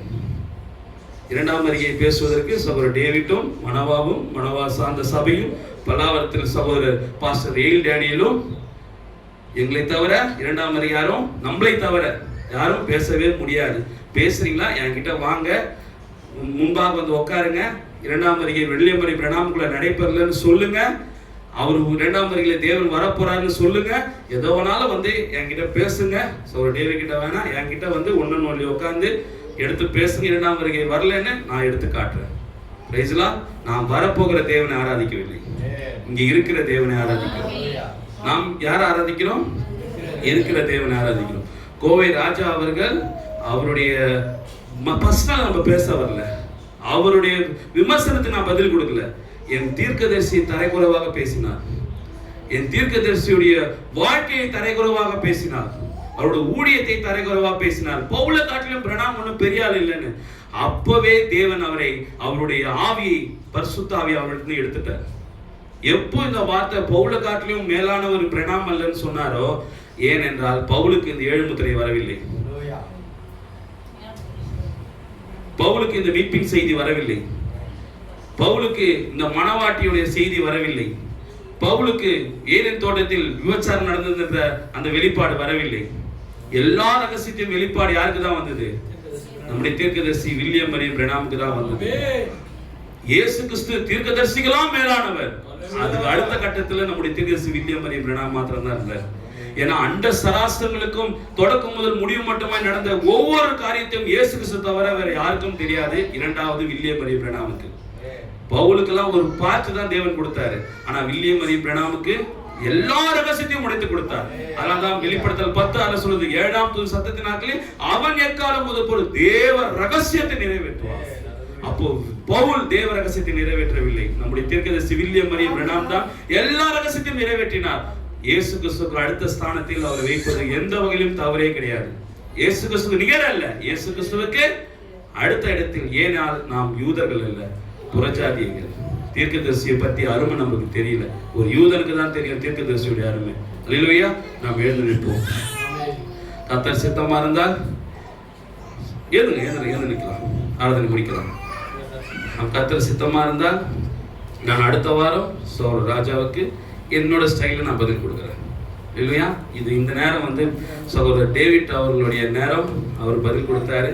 எனக்கு நிறைய பேர் என் பொண்ணெல்லாம் கிடைச்சி, டேடி கோட் ஷூட்டு போட்ட ஒரு அங்கிள் உங்கள் ஃபோட்டோ வச்சிருக்கிற வந்து பாருங்க டேடி அப்படின்னு. என் மனைவி, என்னுடைய பிள்ளைகள் எல்லாமே ரொம்ப வருத்தப்பட்டாங்க. ஏன் இப்படிலாம் பேசுகிறாரு இவர், ஏன் இப்படிலாம் பண்ணுறாரு அப்படின்னு கேட்டாங்க. உண்மையாகவே தன்னை முன்னிலைப்படுத்துகிற நபர்கள் தான் அப்படி பேசுவார்கள். அல்லேலூயா. நம் யாருமில்லும் நமக்கு கோபம் இல்லை. கடைசி காலத்திலே நான் மல்கியா 4:5 விசுவாசித்தேன், நீ நரகத்துக்கு போ. ஏன்? நீ எபிரேயர் 13:8 விசுவாசிக்கவில்லை. என்ன சொல்லுவாங்க? அக்கிரம செய்யக்காரே என்னை விட்டு அகன்றிருப்பவங்க. ஏன்? நான் தான் மல்கியா 4:5 விசுவாசித்தேனே. நீ அதை மட்டும் தான் விசுவாச்ச. அந்த மல்கியா 4:5க்குள்ள என்ன நடந்தது? எபிரேயர் 13:8 நடந்தது. அது ஏன் நீ விசுவாசிக்கவில்லை? அது நீங்க வரும்போது தானே பண்ணுவீங்க நீங்க சொல்லினாரு பிரணாம். நீங்க வரும்போது தானே நடக்கும்னு சொன்னாரு. அதுதான் ரகசிய வருகை. Price the Lord. நாம் கண்களை மூடிக்கொண்டு இருக்கிற வேளையிலே ஸ்தோத்திரிக்கிறோம் ஆண்டவரே. ஆண்டவரே, இந்த நாளிலும் எங்களோட அப்போஸ்தலர் டேவிட் அவர்கள் மூலமாக அநேக கேள்விகளுக்கு எங்களுக்கு பதில் கொடுத்தீரப்பா. உண்மையாகவே அது அவருடைய பதில் அல்ல, நீர் ஏற்கனவே கொடுத்து விட்ட பதில் ஆண்டவரே. ஏனென்றால் தேவனுடைய கேள்விக்கு தேவனே வியாக்கானி என்று நீ சொல்லியிருக்கிறீர். அந்த வியாக்கானியை இப்போது நாம் திரை நீக்கி பார்த்தோம். அந்த வியாக்கானி அது கர்த்தராகிய இயேசு கிறிஸ்து ஒருவர் மாத்திரம் ஆண்டவரே. நீ இன்றைக்கும் நீ தீர்க்கதரிசியின் மூலமாய் தேவனாய் இருக்கிறேன். நீ இன்றைக்கும் ஆண்டவரே நீ தீர்க்கதரிசியின் தேவனாய் இருக்கிறேன். ஓ மோசேயே நீ தேவன் என்றும் ஆண்டவரே ஏசாயா 46:9 நானே கர்த்தர், எனக்கு நிகர் யாரும் இல்லை, நானே தேவன், எனக்கு சமானமாய் ஒருவரும் இல்லை சொன்ன தேவன் வெளிப்படுத்தின விசேஷம் 3ஆம் அதிகாரத்திலே நான் ஜெயம் கொண்டு என்னோட சிங்காசனம் பிதாவின் சிங்காசனத்தில் உட்கார்ந்தது போல ஜெயம் கொள்ளுகிறவனும் அவனும் என்னோடு கூட சிங்காசனத்தில் உட்கார வைப்பேன் என்று நீர் கிறிஸ்துவை அனுப்பி கிறிஸ்துவையும் மணவாட்டியும் சரிசமமா வைத்து பார்க்கிற தேவன் ஆண்டவரே. ஓ மனிதர்கள், நீ கிறிஸ்துவனா, நீ கிறிஸ்துவா, வில்லியம் மணி பிரணாம் கிறிஸ்துவா என்று ஏளனம் பேசுகிறார்கள். ஆனால் கர்த்தராகிய இயேசு கிறிஸ்துவோ வெளிப்படுத்தின விசேஷத்தில் 3ஆம் அதிகாரத்தில் நான் ஜெயம் கொண்டது போல நீங்களும் ஜெயம் கொண்டு என்னோடு கூட என்று ஈக்குவல் பர்மிஷனை கொடுத்திருக்கிறார்.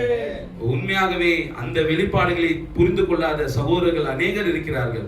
தேவத்துவத்தை வெளிப்படுத்துவது அது தீர்க்கதரிசியாகவே இருக்கிறது. எந்த காலத்திலும் தேவன் ஒரு இயற்கை மூலமாக ஜனங்களிடத்தில் அதிகமாக பேசவில்லை. இந்த மணவாட்டிக்கு கூட ஒரு சரீரத்தில் இடைப்பட்டு தான் பேசினார். அந்த சரீரம் அது வில்லியம் மரி பிரணாமுடைய சரீரமாக இருந்தது. அந்த சரீரத்தை தேவன் கிறிஸ்துவின் ஊழியத்துக்கு என்று அபிஷேகித்தார்.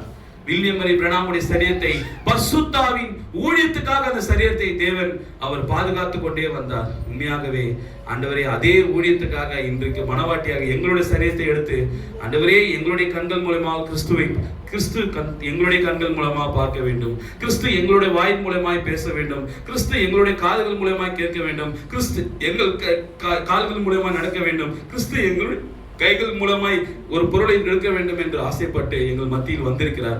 எங்களுக்குள்ளாக வந்திருக்கிறார். ஆண்டவரே அந்த விசுவாசத்தோடு எங்களை நாங்கள் அர்ப்பணிக்கிறோம் அப்பா. உண்மையாகவே கர்த்தராகிய இயேசு கிறிஸ்துவே இந்த பேசின ஒவ்வொரு வார்த்தையும் ஆண்டவரே நாங்கள் புரிந்து கொள்வதை தருவது தேவன் ஐயா. ஆண்டவரே எங்கள் புரிந்து கொள்ள தருவது நீர் ஒருவர் மாத்திரம். ஆண்டவரே ஐயாவே நான் ஜெபிக்கிற ஜெப சிந்தையோடு இருக்கிற இந்த வேளையிலே உங்களுடைய பாஸ்டர் ஆமோஸ் அவர்கள் முன்பாக வந்து ஒரு காணிக்கை பாடலை பாடி கடைசி ஜெபத்தை ஏறெடுப்பார்.